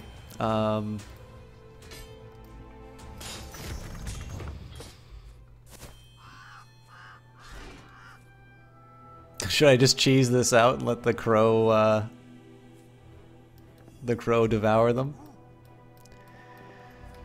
This is actually another really interesting implication. So I'm actually going to want to start throwing some of these things out, specifically so that I can draw my healing a little more often.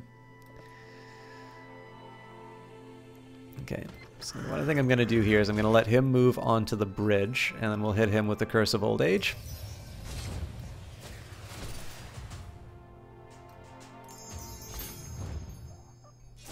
Now I can drop a heal.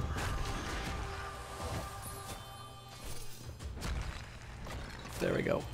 That's something a little more like how that should have turned out. Okay, still not, we're still not in great shape as far as health. I'm going to need to be a little more careful in how I handle the next fight. But what I'm going to do here is I'm going to pause it. I'm going to make sure I basically pop as many cooldowns as I can, and I'll see if I can be a little more systematic in how I handle this. So we're going to slow down time. We're going to drop the Grinding Stone. Action Surge. Let's take a Crow Sacrifice on... Oh, can't do that yet. So we'll move you up.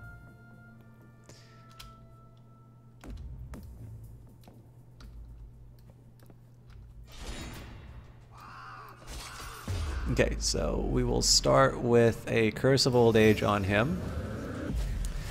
Got a heal, and we'll do a Bear Trap just to surprise him.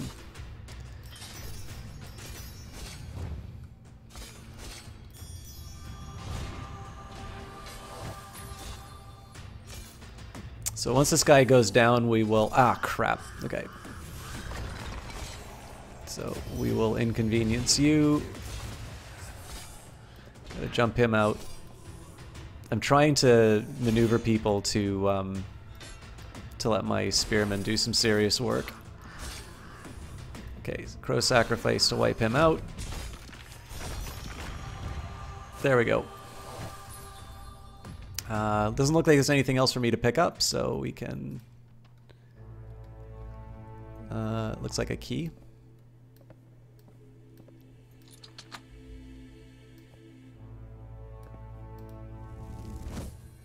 And we have the Gellerhorn. With the Warhorn in your hand, your call to battle will echo among the gods. Cool! That was a fun mission.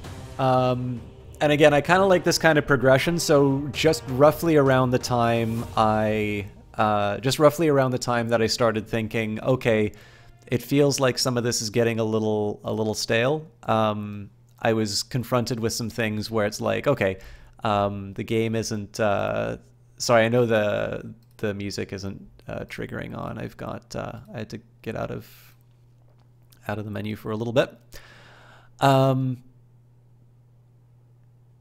But yeah, I think I quite liked the fact that I don't know, like, I wasn't using my special abilities very efficiently, and so the game punished me for that. So it's one of these points where I tend to notice this too. Like in games that seem to have a fairly good pace, I usually have a complaint about saying, well, I kind of feel like I'm just sitting down and watching all this stuff happen, and I'm not doing that much. That's usually an indication of like an easy challenge. And then once I start dying because of bad decisions or because I'm panicking or something like that, the natural reaction, of course, is like, oh, this game sucks, the balance is wrong or something like that. But I get to know, it's like, okay, the reason why I'm getting a little bored is because I'm not properly using my abilities. Part of this is because I have a very hoarder kind of mentality. So I see like a resource like this and I'm like, oh, I don't want to lose it. Well, it resets each level. Like the only thing that won't reset are my characters. But that's a lesson that I need to learn. If you guys will excuse me for a minute, I need to go to the bathroom really quick. So I will leave you with the music, and I will be back in just a minute or two. So I'll read this though. An image is carved in the side of the Geller horn. Mimir is standing next to Mimir's well, drinking from the horn. The ancient writings tell of a well containing infinite intelligence and wisdom. As Mimir drank water from this well, he was gifted with endless knowledge and became the wisest god of them all. I'll get through this menu as well. I at least want to have some music for you. It's not a bad soundtrack, so.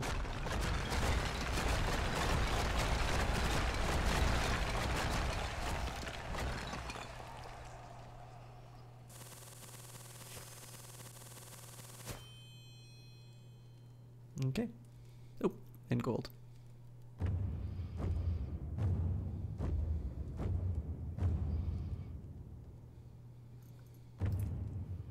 And a new companion.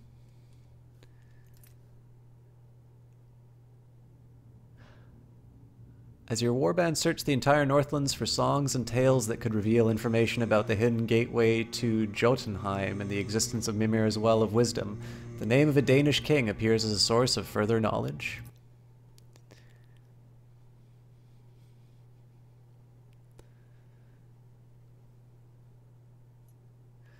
Okay. I will see you good people in just a minute.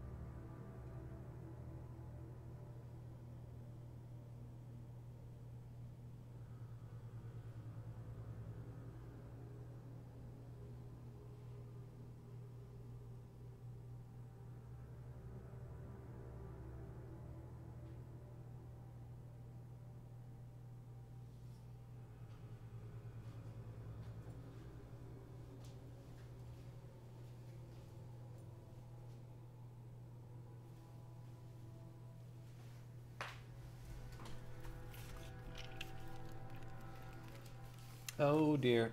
Sorry, I've just tangled my headphones into my spokes. There we go.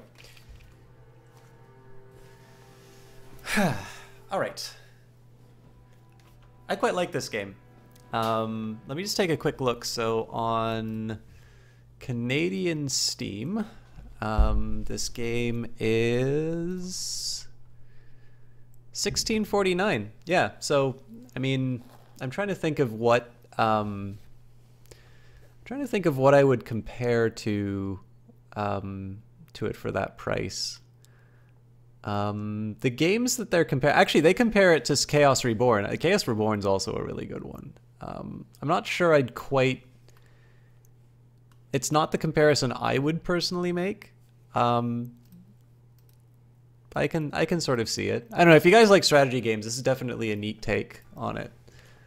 It's kind of interesting, actually. So a lot of indie games seem to have taken this approach now of kind of leaning into that board game aesthetic, or like basically making things that don't quite resemble what our idea of a video game would be. So like when I think of a video game, I think of Off-World Trading Company, which is like it's a game that you can only play interactively in a like, you know, on a computer, right?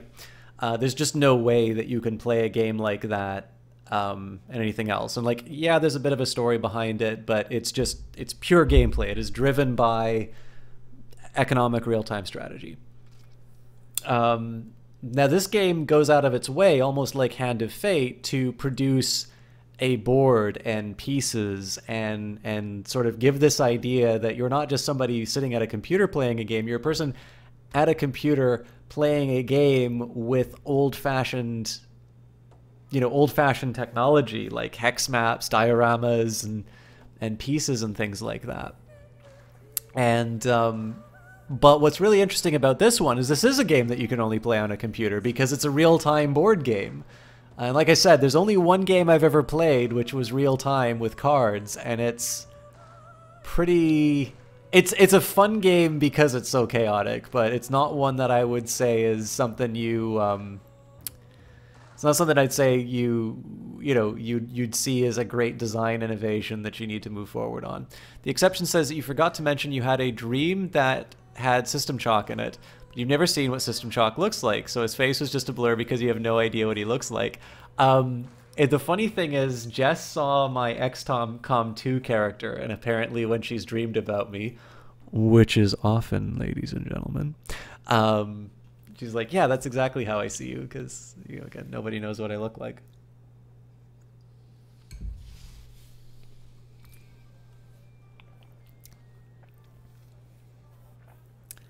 Coming from a hunter's family, she hunted prey such as rabbits and deer from an early age.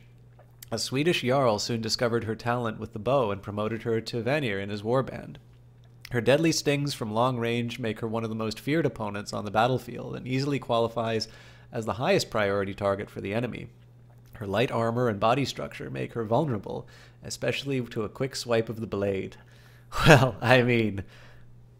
it's impolite to talk about a lady's body structure, but I mean, Scandinavian, I mean, they're great. Strong Nord women. All right. It is kind of cool. I do really like this idea of like these figures that you collect.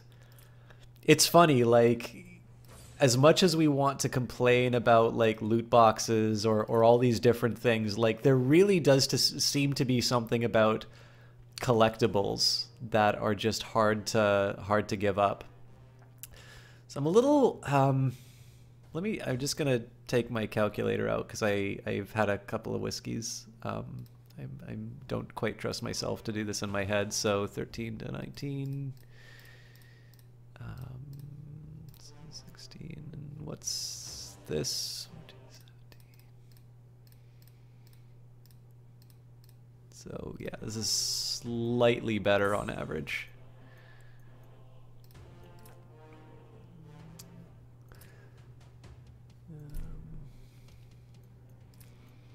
So as much as I like this character ranged, I feel like see the swarm of flies. Yeah, like this is a big thing. Like I love the idea of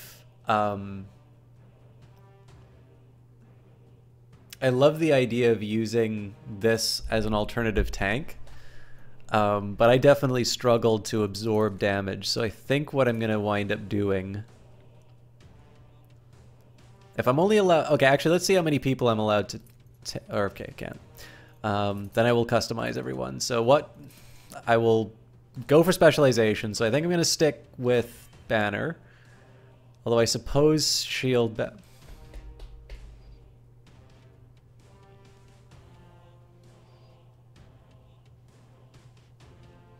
think I'm actually going to go back to Shield Bash for crowd control. I only have volley for her. Taunt's better, although I never... Oh yeah, I didn't have him last time. We'll keep Crow Sacrifice, so she's focused on dealing damage. Do like the idea of Action Surge. I need to get better at placing this guy. I think I know how I'm going to set this up, though. Okay, let's think a little bit. So I'm not too good at putting down bear traps.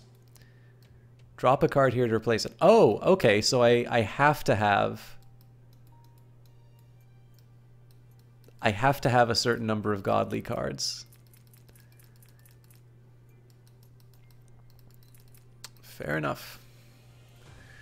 So I do have some cash. Oh, I forgot to drop the tokens. Okay, so Thorhild should get...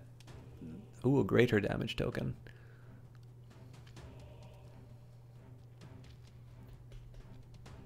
Yeah. I'm okay with more glass cannons.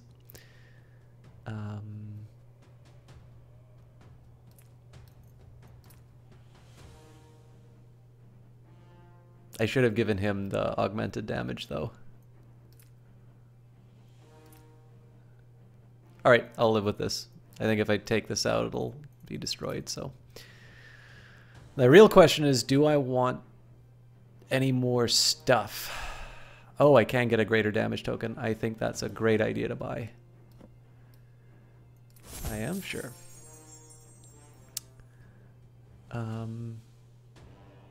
Ooh, that sword looks pretty good, but it's 600. Yeah, I think I'm gonna stop shopping.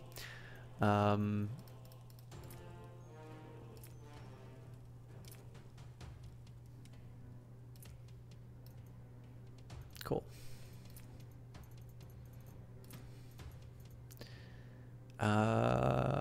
Is this my next mission?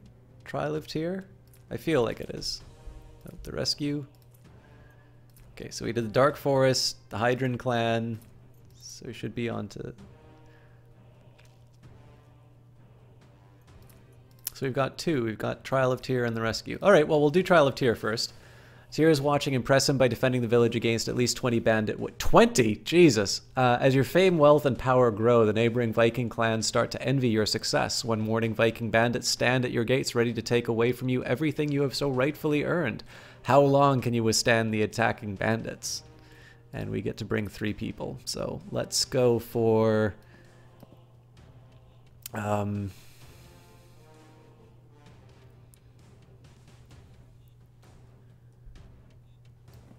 I think we're going to go for heavy damage.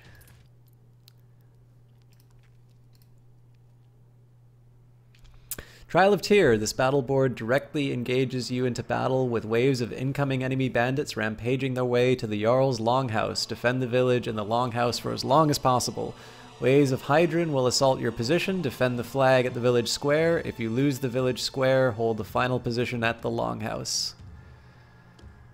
You shall not pass!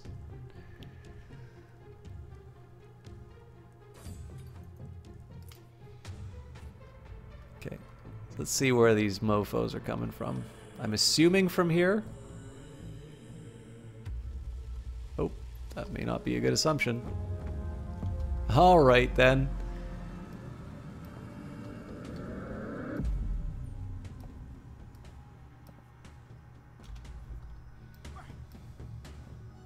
It's over, Anakin! I have the high ground!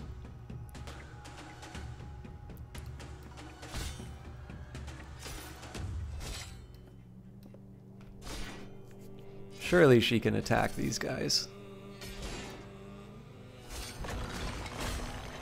I'm beginning to regret bringing her. Oh, designate an area. Okay. Wave mechanic. After defeating a wave, click on the wave timer UI element to spawn the next wave and immediately earn extra battle points. Bring it.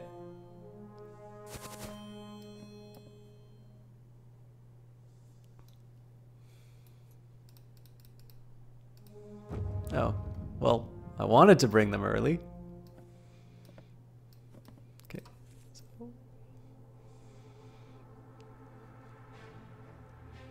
Nope.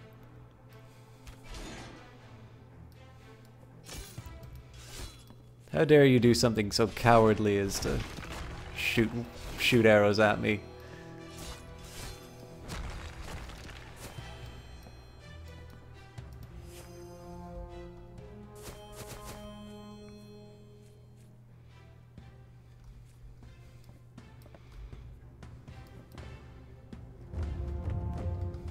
Oh, hello.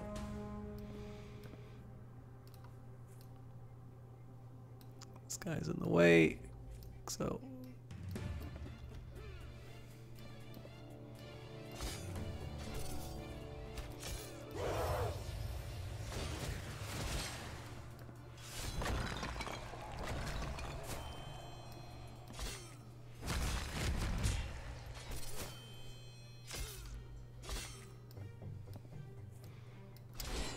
So it turns out the bow's a little tricky to work with, but...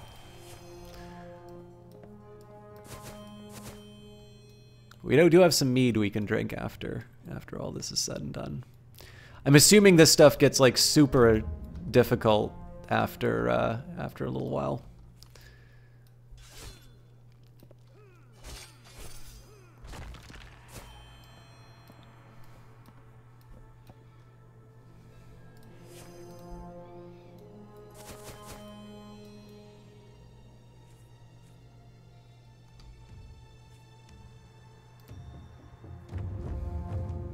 Ooh, loot.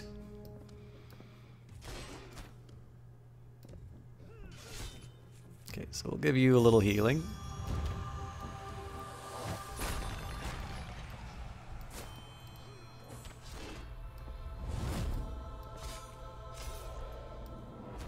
Okay, now I need to actually get you in the fight.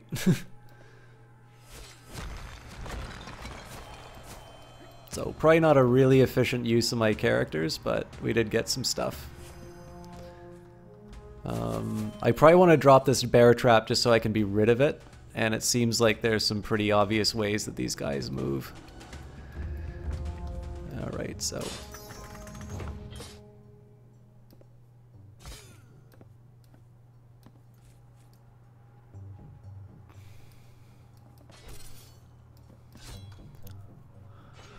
bad luck. Let's action surge you to glance.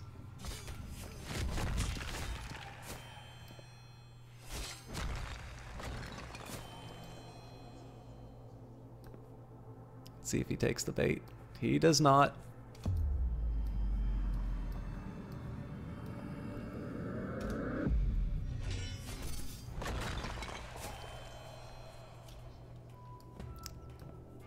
I don't want to waste the meat on him, but I might have to.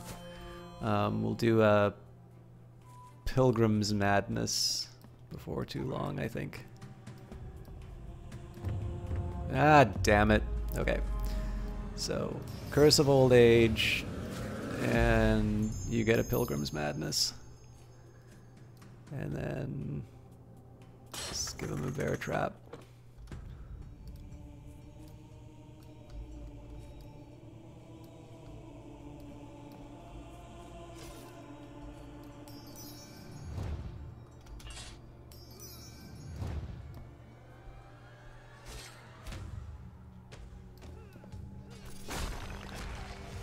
So that's a great little way that we could just get some damage in without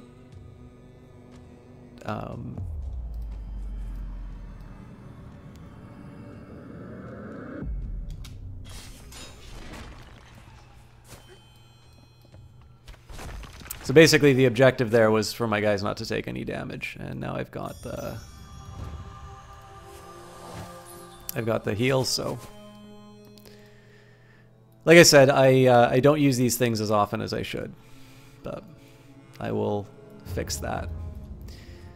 Okay, as usual, get them to fight each other.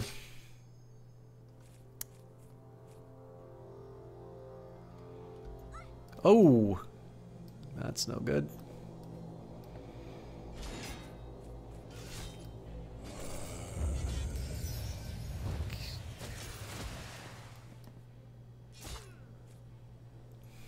Can I just place a bear drop on a guy? That'd be kind of funny. Alright, so You get healed. You go nuts. And I guess I should start letting you shoot people, huh?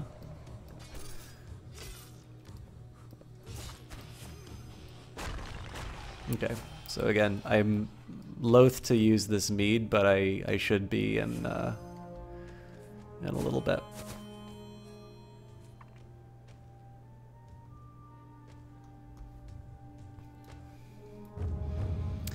Okay, let's think about how we're going to handle this one. Start with a Curse of Old Age, and we'll make him go mad. So what I should be doing right now is taking advantage of this, and we'll do a volley and basically just drop as many of these as we can. And because we're dealing with a bowman, we want to close the gap as quickly as possible. I don't think I can fire because I made my guys get in the way, but we'll fix that. Okay, so we'll say we're done. Let's get out of here real quick. Heal my tank. I need to be very careful with my other people. Let's just start by putting a bear trap down in the most likely locations. Ha! It sucks to be you. And your buddy's gonna start hitting you. Jesus Christ. Okay. I know what I'm doing here.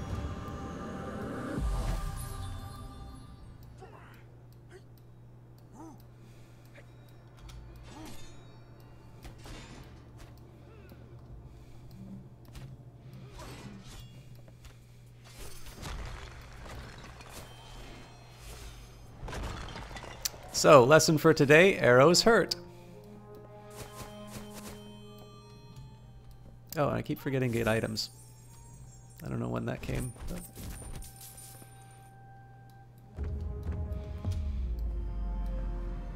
what have I got? Got a bear trap. Let's keep the guy further back here, heal up a dude. Volley. We'll fire the leader.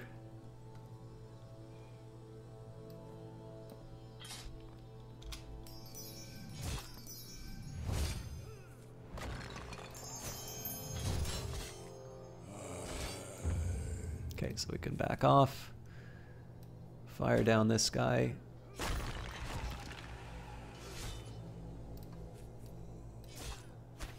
My favorite ones are the ones where I'm actually able to go without taking damage.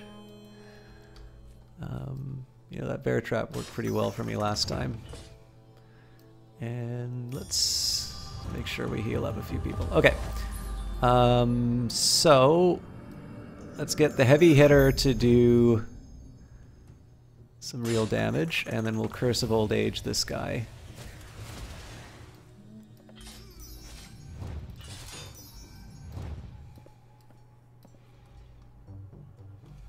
Okay, we'll get him as a greeting party. Oops, that's not where I wanted to go. Okay, you probably should back off. Let's cause some difficulty for them. And I'm just gonna hold back on some of this for a bit. So one thing I don't like about this ranged character is that I have to constantly micro them, and I've run out of special abilities to keep my characters safe. So what I'm gonna do now is... So I will get a bit back from...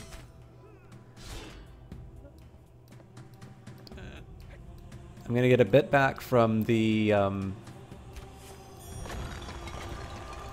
wave, but this is the time for the mead. Oh, oil bomb. Should be picking that up too.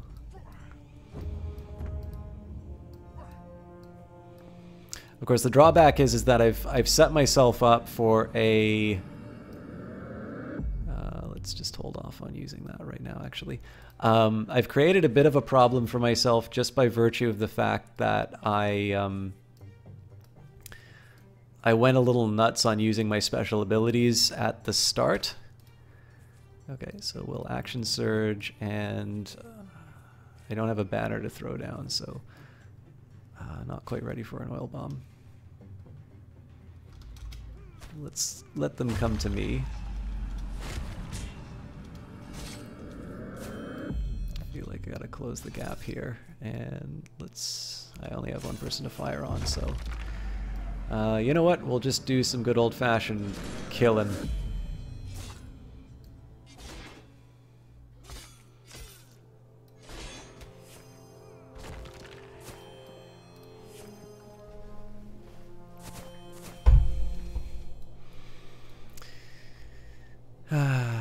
Be cool if that mead regenerated, but I have a feeling that would be a little too nice of them. Okay, that's a lot of guys. How do I want to handle this?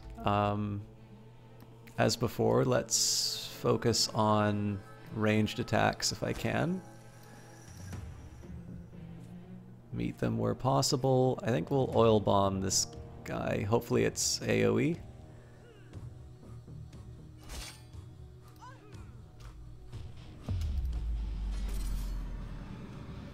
It's not, but it did.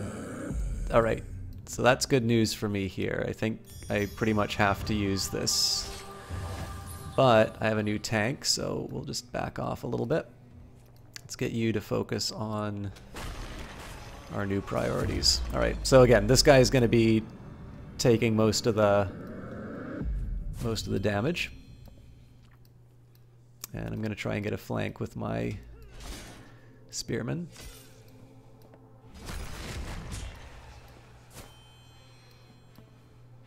Kind of blew this, but we should be able to make this work. Oh, I probably just stood in the way, didn't I? Okay.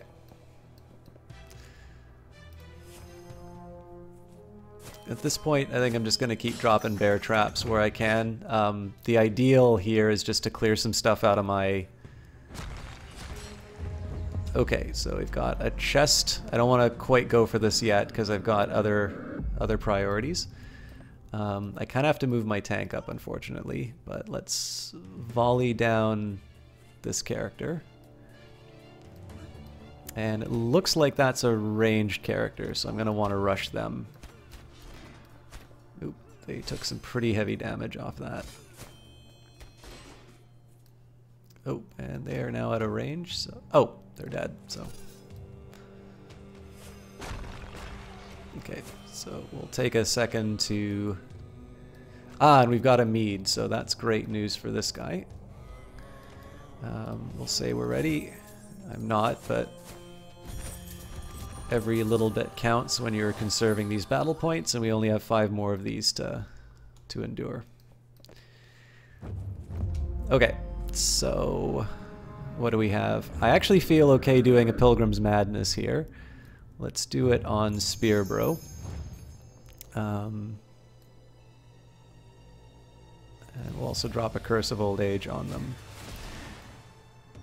And the hope here, not quite far enough. Okay, that'll be fairly easy to deal with.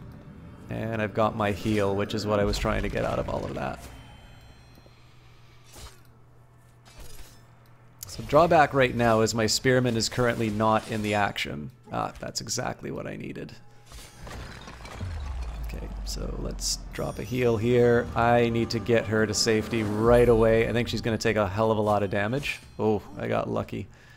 That was a glance only. Okay, so... He needs to run in and use his taunt as quickly as possible. I'm actually throwing him in the way.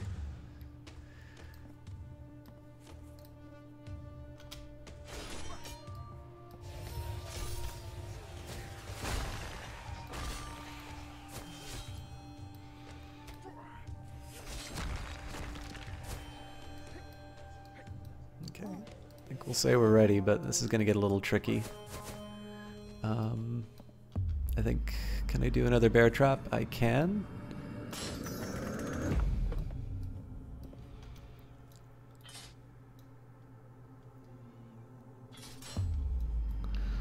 Okay, so somebody just got snagged in that.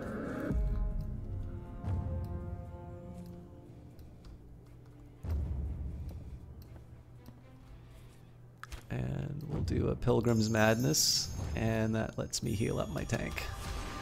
Cool. So I want to see where he goes, and we'll meet him. Now, he's going to be in a tricky spot, so I need to make sure that he's the most likely candidate to do him harm. So I kind of want to make sure that I can divide... Ooh, that was a mistake. So we're going to back him off. We're going to let her clobber him. There we go. Okay, that was exactly... more or less exactly how I was hoping that would go. Oh, okay, so there's something here. I feel like this is... oh, it's a grinder account.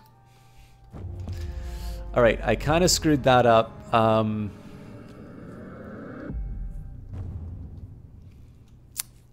Who do I not want in this combat?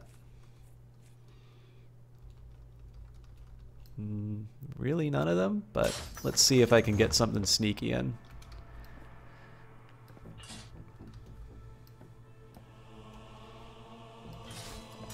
Okay, that's better than I was expecting. So fire death on him. Now this guy's got a pointy stick, so this is going to be tough to navigate. I think I'll get them to make the move. I'll move my guys back, and then... okay, so where does he wind up? You defend the milady. You can take him... actually, she's got volley, so that's going to be helpful.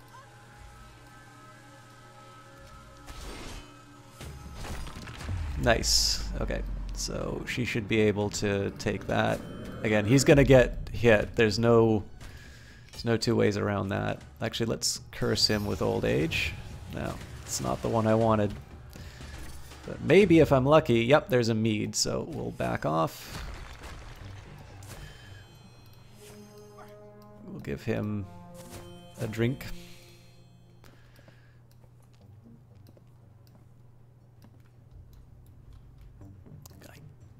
Oop, the cage. Release your cage, friend. The archer has the key. Please open. Open, says me. Okay, Pilgrim's Madness on his ally to cause a problem there. Heal the archer. Use the mead. Please open the goddamn cage. Oh, the rival archer. Crap.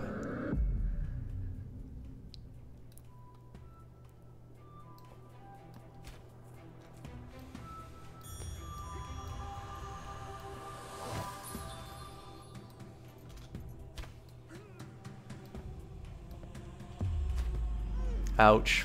Okay, so try and clobber this guy where we can. This is a nasty, nasty mission. Yeah, this sucks. Okay. Ideally, yes, taunt is in range, so I saved this guy's life.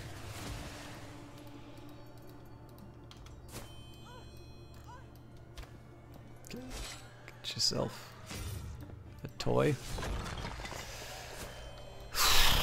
And no healing. Okay, so let's go back to our old tricks. We'll free up a... there we go. Okay, so obviously the tank is the priority here. And I'm gonna hit whoever I can with the Pilgrim's Madness.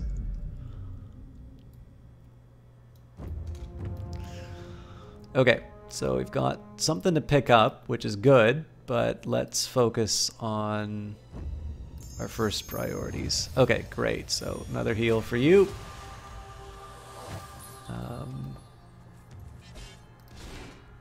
Grinding stone.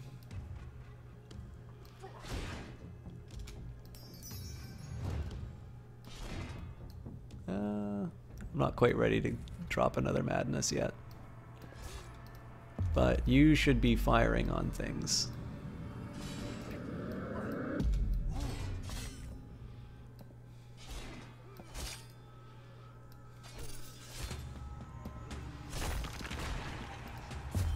so you get a volley on this guy.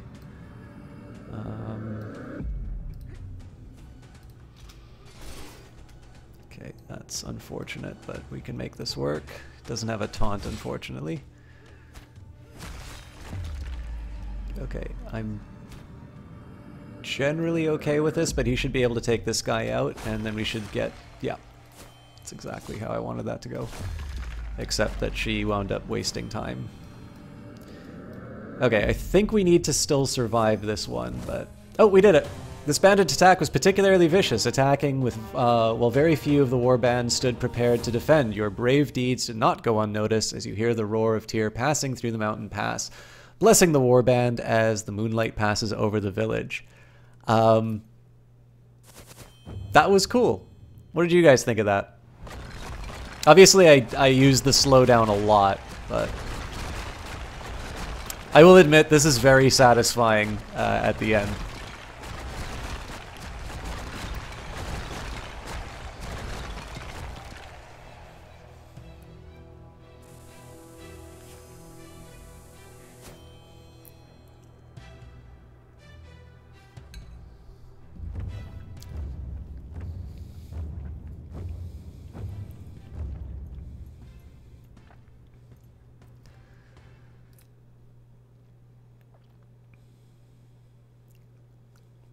By selecting the figurine, something about identifying weak enemies. I wish I knew how to do that.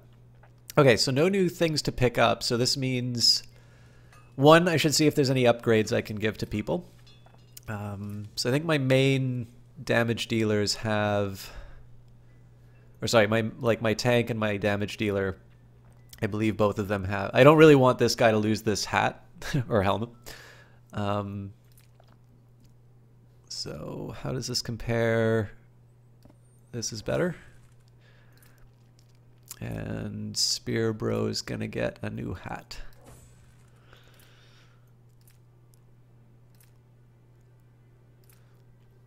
Rest of the gear, I believe we've already worked with. So let's go back to customization. Greater damage token. I think I should give her attack skill.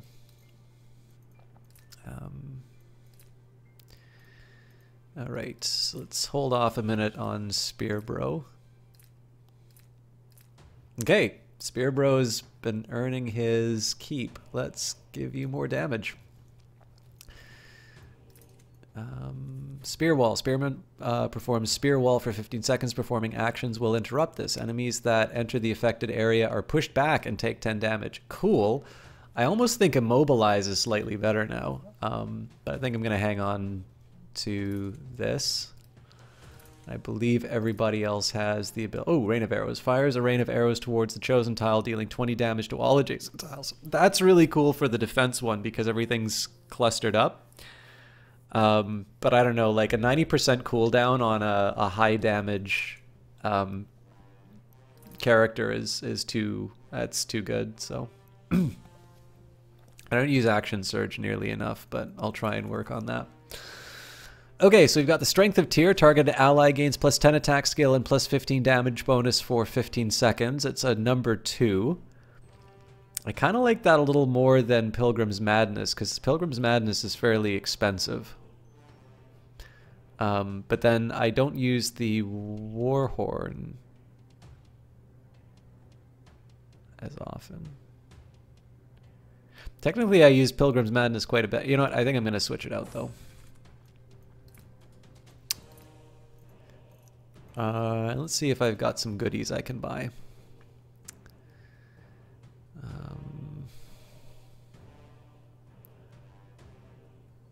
Mirkwood helmet. Shoddy Anglo bow. So we've got 13 to 19 versus 13 to 25.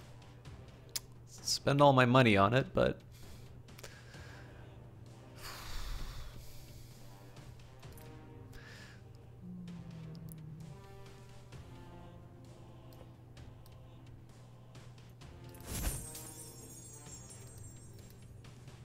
I don't know. I think it's worth it.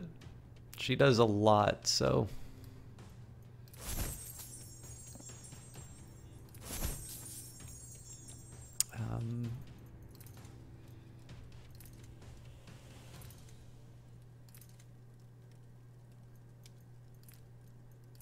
That's really interesting. You can actually send her into battle without a weapon. All right.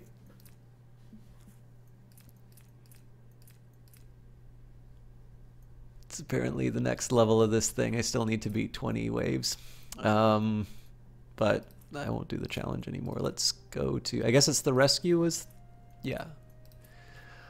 The rescue. With a Danish Viking king captured by Anglo forces during one of his many raids, a rescue mission could prove a welcome opportunity to earn a king's favor and the possibility to show the Anglo the true cunning of the Vikings. So again, I think let's go for my usual composition of 1 tank and 2 damage dealers. So the one thing I don't like about this lineup, in fact, this actually makes a good argument for the spellcaster. I only have 3 people to work with right now. So if this guy isn't able to crowd control, which he usually isn't, these are very squishy people, and I'm constantly having to move them. So there might be an argument for switching out the archer for this figurine because it gives me another... it gives me sort of another tank. But I want to try and get a little bit better at using my abilities more efficiently, so we'll do our best. By selecting the figurines, you can see their stats in the lower left-hand corner. This can be... Okay, I didn't think you could do that, but... the rescue. Hidden under the carpet of waves hitting the shore and the loud snoring of Anglo guardsmen, the Vikings sneaked ashore. Staying silent and making swift kills could prevent the alarm from being sounded. Almost like it's instructing me to do that.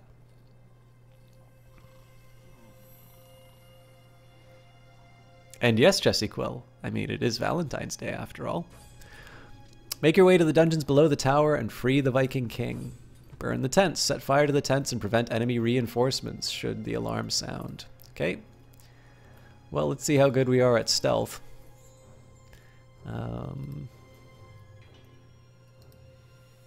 Burning blockers. On some boards, figurines can pick up objects to remove obstacles or complete objectives. These objects are carried by a figurine and shown next to its ability cards. Okay, so...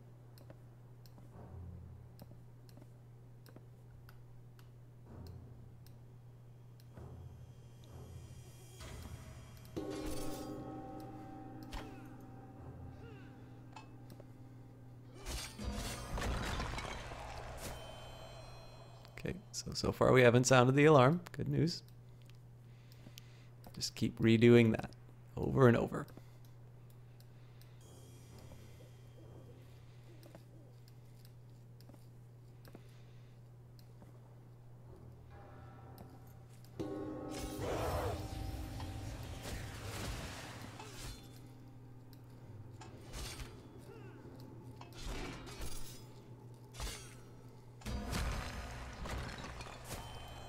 Now, I don't think I have any means of getting... Oh, I do. That's what it was telling me about picking up items.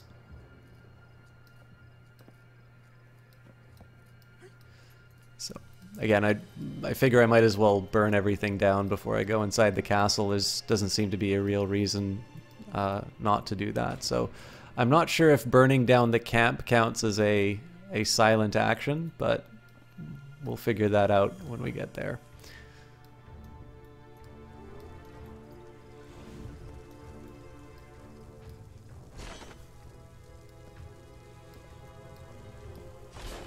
Okay, so it's going to get a little tricky for the start. I want to see if I can get away with only taking on 1. Oh, it looks like I can. Damn it. Okay, so we're going to volley him down just because I don't think I can sustain... otherwise, and we'll taunt. So this guy definitely took some heavy damage in this engagement.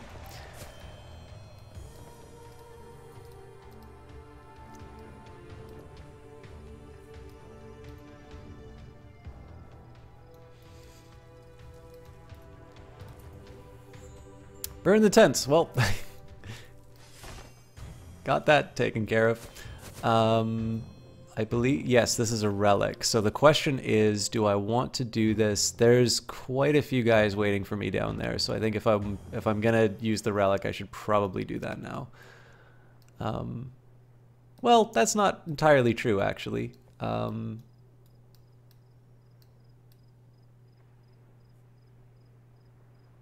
Nope, nope, that definitely is. We're gonna do this the good old-fashioned way.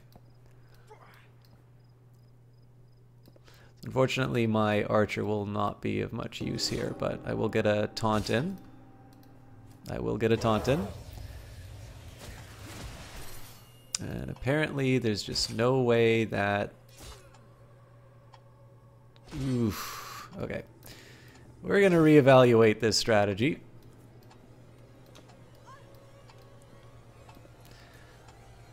Oh crap, you are in deep trouble, my lady.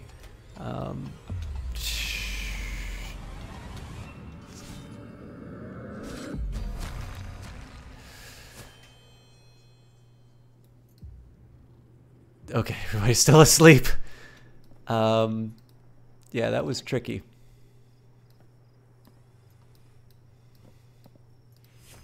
That's a nice combo, the exception. Oh, hang on. How do I get to... Oh, that's how. Okay, so this is going to be a tricky one. So I'm going to try and get him to... Oh, okay, well, that's encouraging. Again, I'm risking something by making him chase me, but I think it will be worth it in the end because we can do more damage.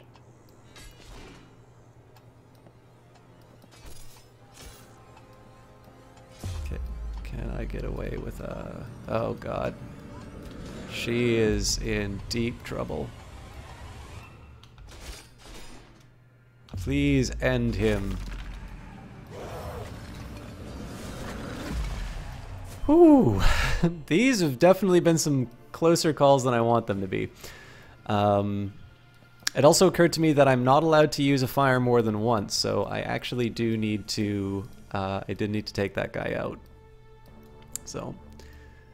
I think the right path... Well, actually it's the only path, so I need to burn down this. I need to take this guy out, and then... I think the appropriate way to do this would be, so, oops, thank you. It did occur to me I am being timed, so, so basically we go to the right, basically taking on the smallest number of enemies that we can before we,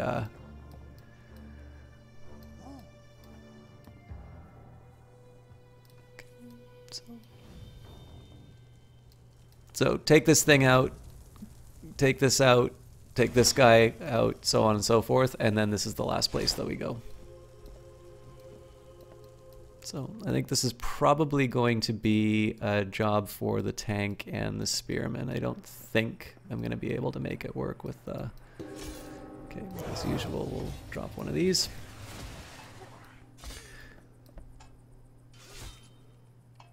Looks like he can't actually do the shot. Oh, but we've got a friend, so it turned out in the end. Be great if the zombie can take point, but I don't think he's gonna last long enough. In fact, it's the slowest character. So I'm just holding up the whole operation now. And you know what? I could have picked up quite a bit, and I didn't, so that was my bad. I think what I'll do in exchange, I'm gonna take out the... Yeah, this thing's dead. I'm gonna take this guy out, burn down this tent, then we'll go back to the relic. The drawback is I'm potentially setting myself up for a tragedy, because if for some reason I blow it and I don't take the guy out in time, it's going to take the form of a particularly nasty. Okay, this should work.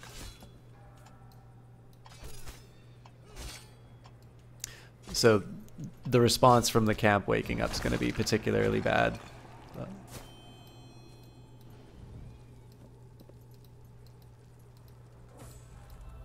Okay, nice sword. Now, I'm interested. So it looks like she's going to be able to rain fire down on these guys. Oh, but actually I'm also going to be able to take the high ground on these guys. So I think what I'll do is I'll set her here. I'll get the spear guy to... So what I'm going to do, I'm going to get my tank here. Spear guy's going to shaft him, and then she's going to volley the guy in the back.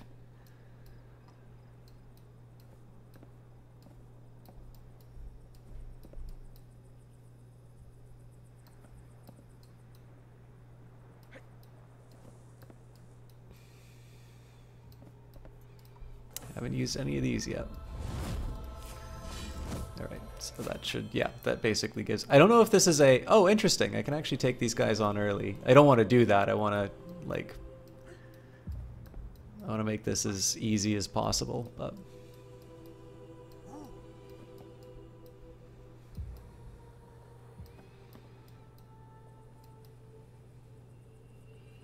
Okay, so I want to make sure... He's got to be... Yeah, so everybody has to basically be ready to move immediately. So we're going to pause. You drop down here, taunt, you action surge, and then unfortunately he moved a little too soon, so volley and fire, and then we should basically take everyone down. Oh, are we ever taking everyone down? Except for Spear Bro, who apparently can't do that. That's a little annoying. That's fine, I guess that's more XP for everybody else.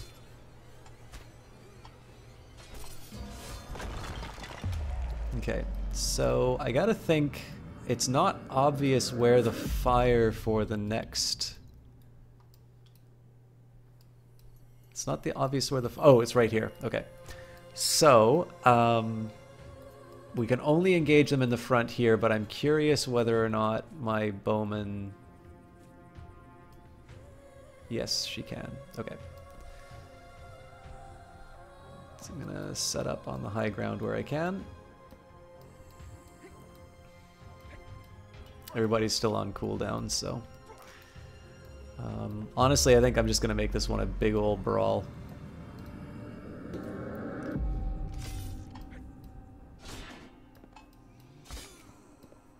I mean, it'd be cool if I can... Yeah, let's get him in there.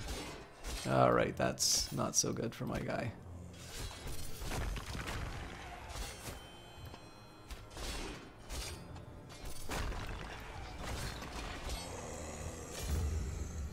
Get out of there!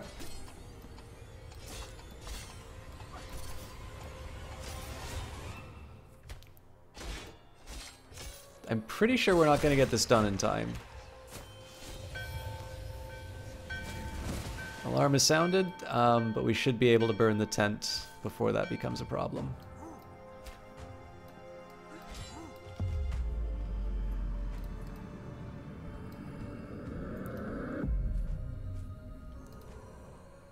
Alright, this guy is in need of some health.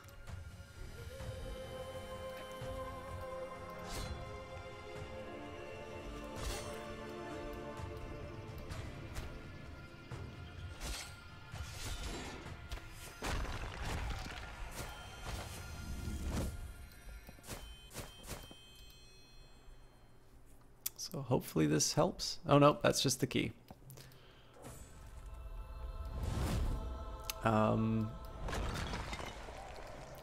Alright, so I'm going to need to...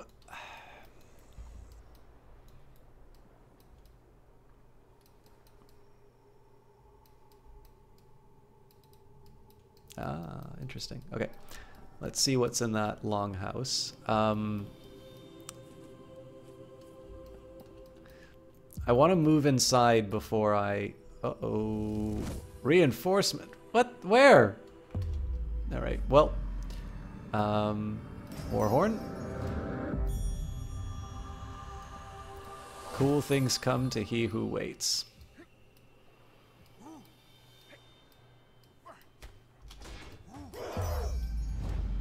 Okay, let's get you into a better position. Damn it!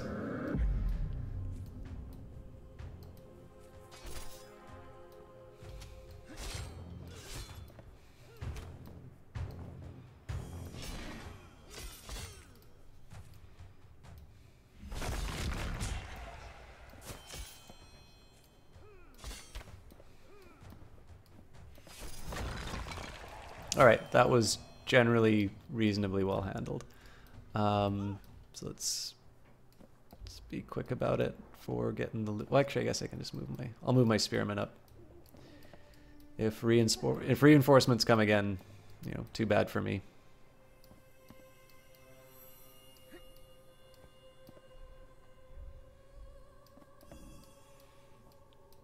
Give me the loot.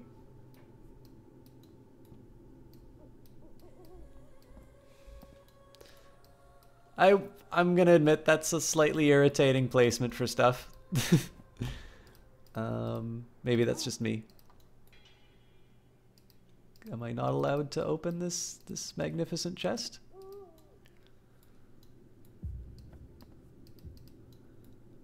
What a cruel practical joke. All right, well, so much for that.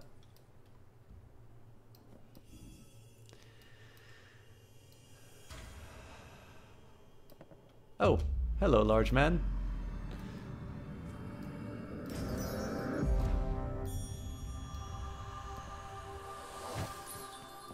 Would not be true for any other chest in this game.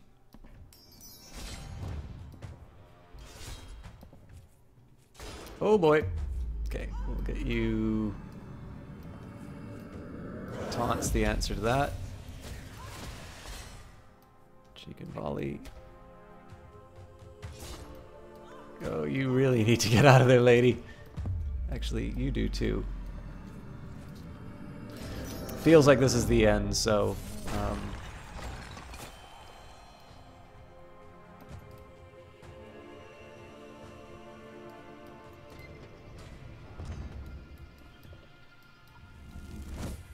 A king's favor. As the iron cage opens and the king steps out, his eyes not only show gratitude, but a deep respect for your achievement. A bond of eternal friendship has been created. That is the rescue. By the way, welcome, Rebel Alliance. I don't think I said hi to you yet.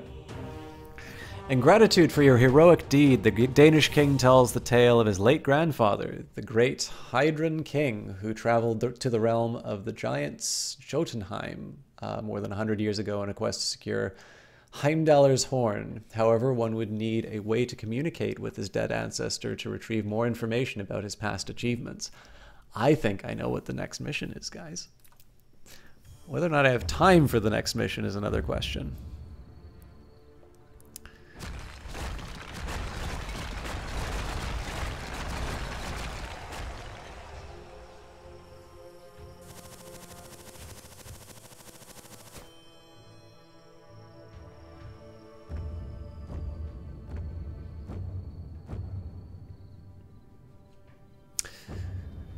And we have another guy, so we probably can't buy some more gear, but that's fine because we got a new spear and a new shield, so that should help us with the task. I really do wish I could bring more than 3 people on a mission though, because I feel like 4 would be a perfect composition.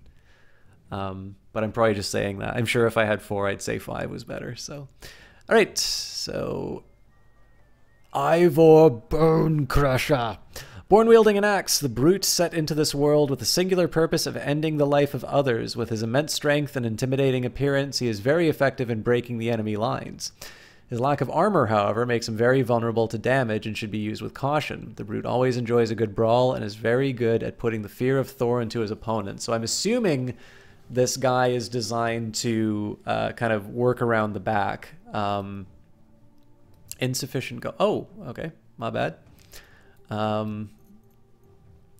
I mean, I don't really see a place for him in my lineup right now. I do, however, so poor Anglo Spear. Well, it might be a poor Anglo Spear, but it's a hell of a lot better than the stuff we're using, so take it. What else? For my tank, I want to give him a nice shield. I mean, I'd like to give everybody a nice shield, but poor Anglo Shield. Only thing it doesn't do is give me better health, but I think I can live with that. Now, the real question here is whether or not I want to give the poor Anglo sword to my tank, because he really is in the front line a lot more. But it says strong against light and me. Okay, I should be a little more careful about that, actually. I think I am going to try and still... focus on specialization. So that should go to, well, let's compare that actually. So the Mirkwood Cudgel, yeah, that's so obviously better. But this cudgel does give extra health, which makes me think that this is a good weapon to give my tank.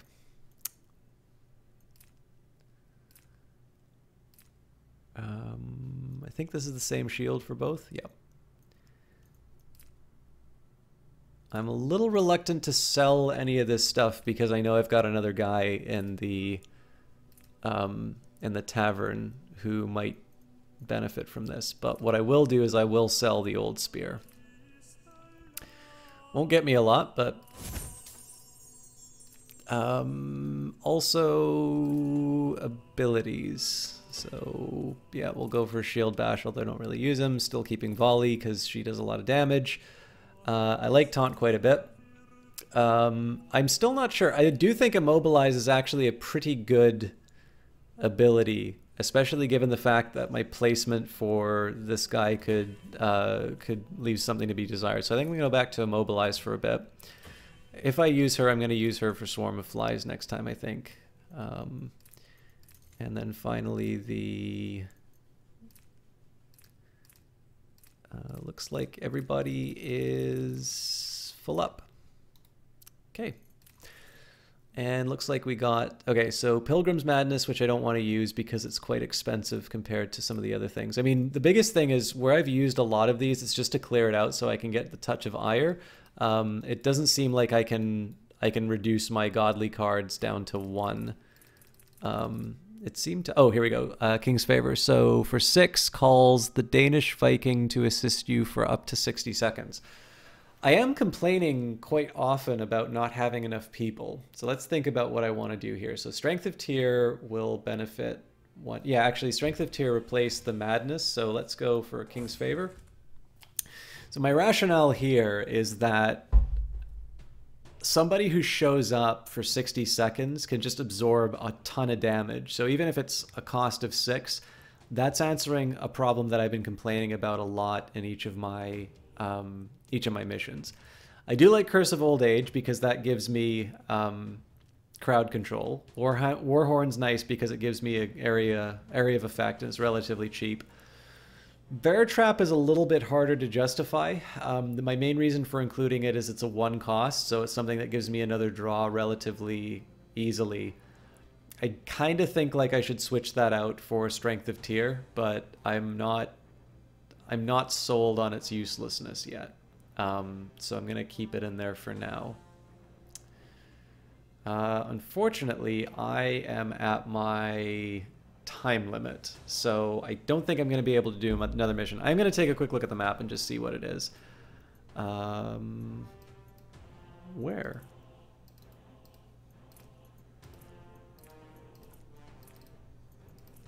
Do I need to do another Trial of Tyr? Oh, no. Alpha Blot Ceremony? I mean, 6, 7 would be this again, the Trial of Tyr. And then 8 would apparently be the rescue again? Am I reading this right? I guess I am. But if I want to continue the story, I would have to go to Alpha Blot Ceremony, and we get 4 people. So that's a shame that I'm leaving it here, but I am actually already late for bed. I want to take a second. Thank you everybody for watching, especially for watching Wartile. I wasn't sure that I was going to be streaming this today, but I got it. Again, very special thank you to the developer. Let's take a second and get it back to the credits. I don't really do reviews, but I think I can give you a... Here we go. Let's give it the credits. Oh, interesting. Playwood Project. I thought it was a different group. So this is a Danish company.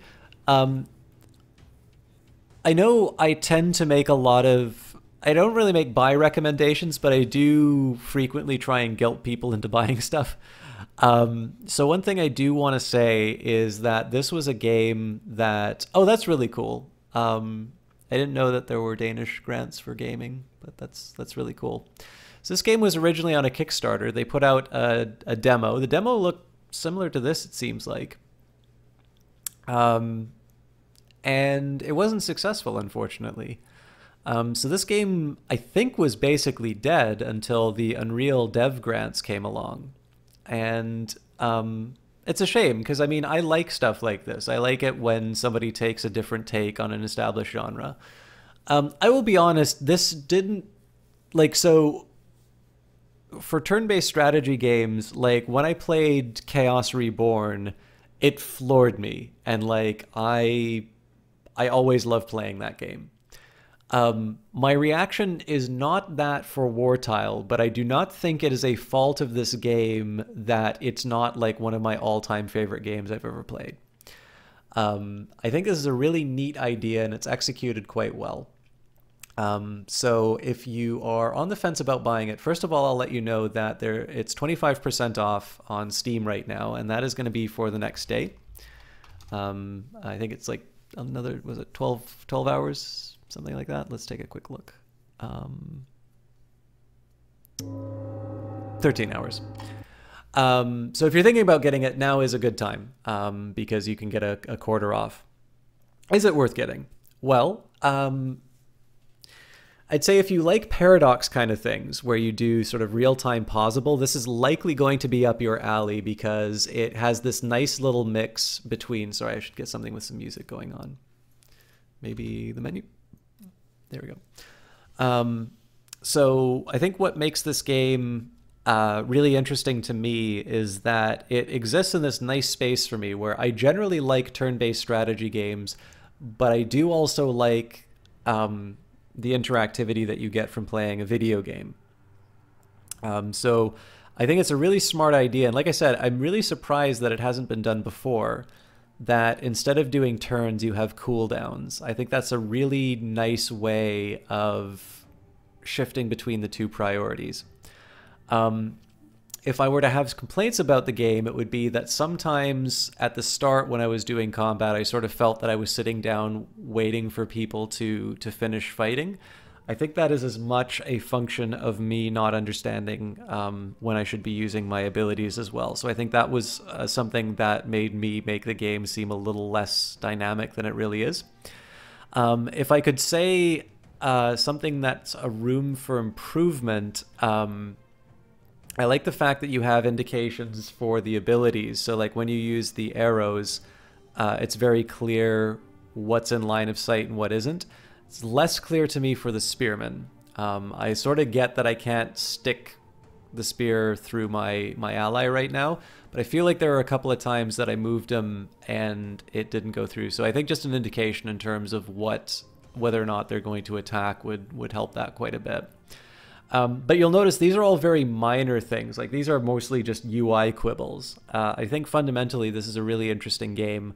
I really can't think... I mean, one thing I'll say I like a lot, I like moving the pieces around on the board. It's a funny thing, but I mean, this game really did manage to like, it's clear that they set out to make something which is like, you know, every time you play a board game, it's like, well, what if the pieces could become alive?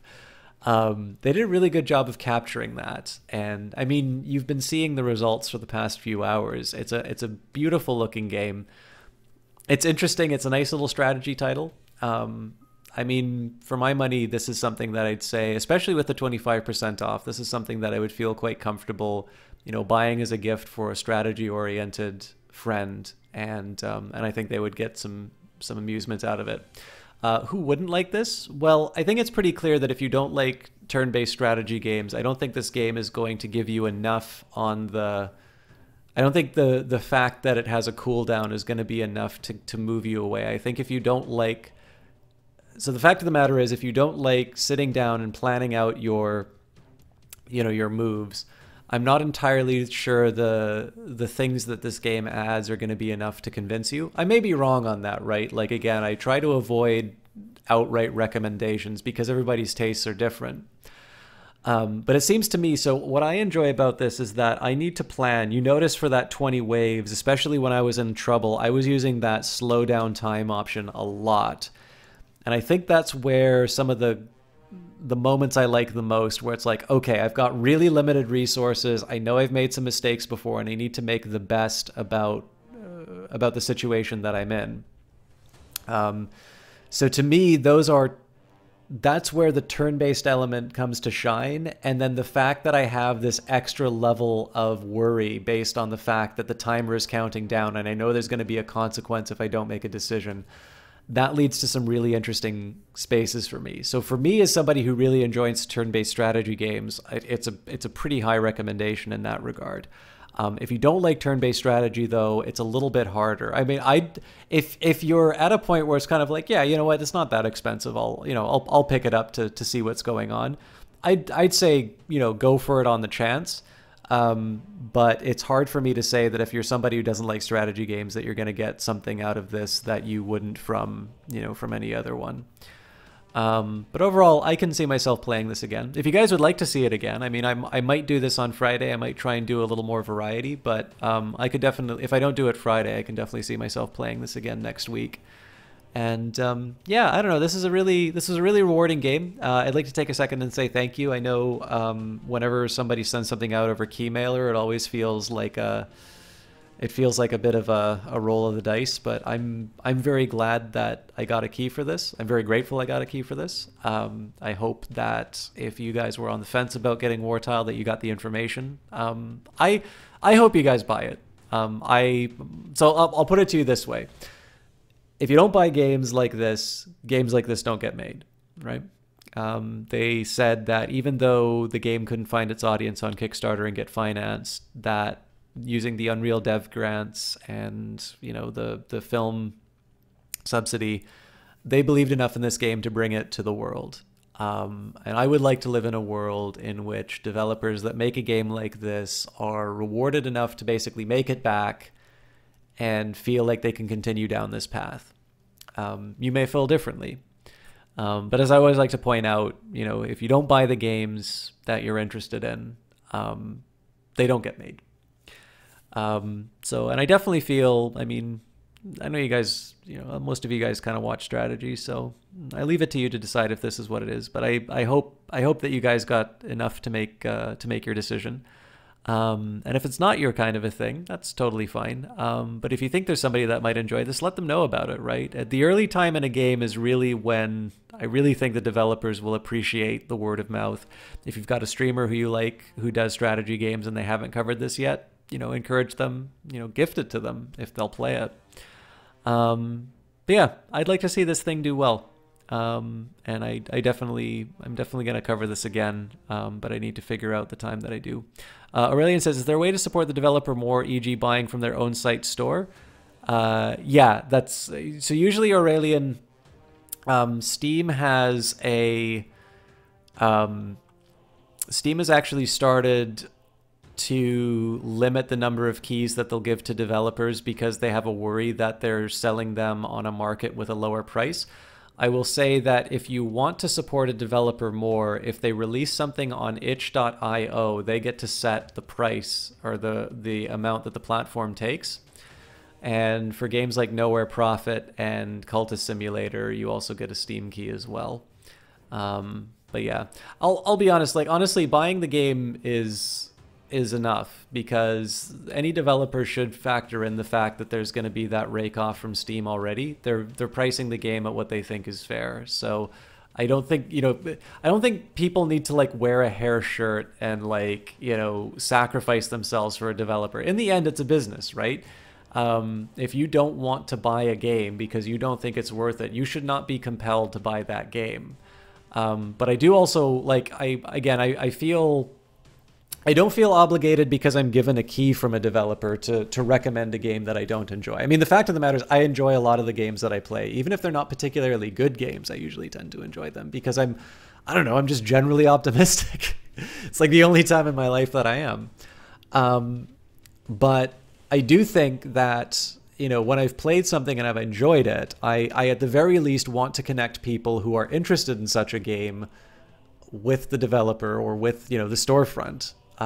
To get it, If it's on GOG, I like giving the GOG link because that gets me a little bit of money. But I mean, if you guys want to support my cast, I've got a donation button. Like, you don't need to buy things on a site that you don't like if you don't like using GOG.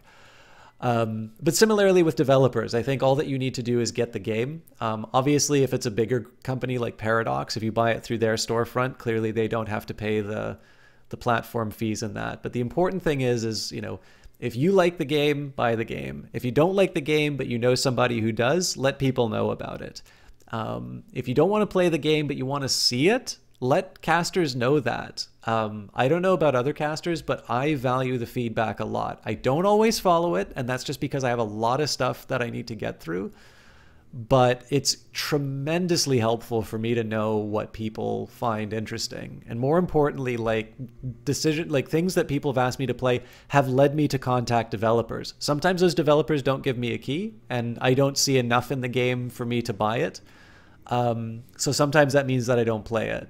But I always value that feedback, and I think if a streamer is going to get after you for giving them a recommendation of what you'd like to see, they're not worthy of your attention. So yeah, those are the best ways. You know, if you like the game, buy the game. If you don't like the game but know somebody who does, let them know. And if you watch a lot of streams and you'd like to see somebody you think this is a game that they would enjoy, let them know. You know, they can either contact the developer, they can buy it themselves, their chat can buy it for them. There's a lot of different ways to support a title. But it's hard to get discovered on Steam now. So even just letting people know, buying early on, these are things that help games quite a bit.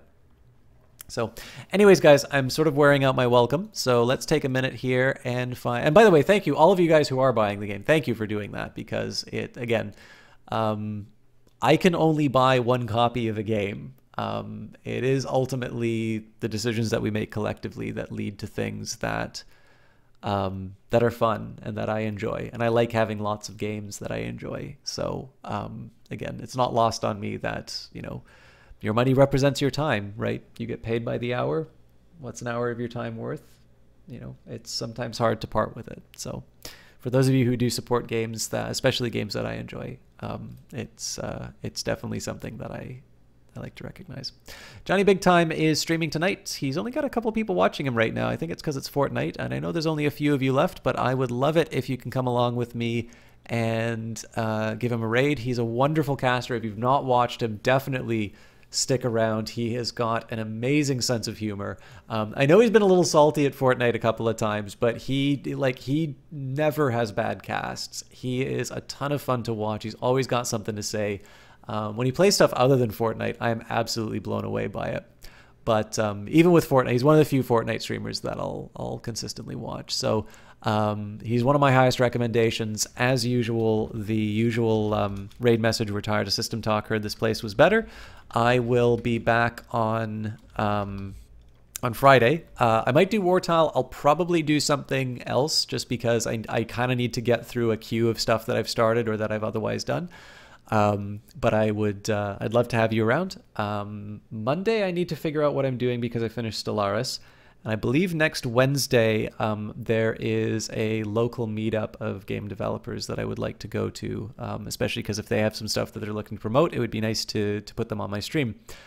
So I'll try and maybe do a different cast on another day. It's hard because Thursday's like the free night in museums. I like to go there. And Tuesday would mean that I'm basically, you know, Monday, Tuesdays casting one after the other, then going out to the, you know, the meetup, and then Thursday I'm going to the museum. It's a really full week, and, you know, Friday I'm not going to really feel like casting at that point. So I'll let you guys know. As always, Twitter will announce the stuff that's going on. But I am bleeding followers for Johnny. So again, we're tired of System Talk, heard this place was better. Definitely check him out. He's a really great guy. And I will see you guys on Friday. Have a good night and happy Valentine's Day.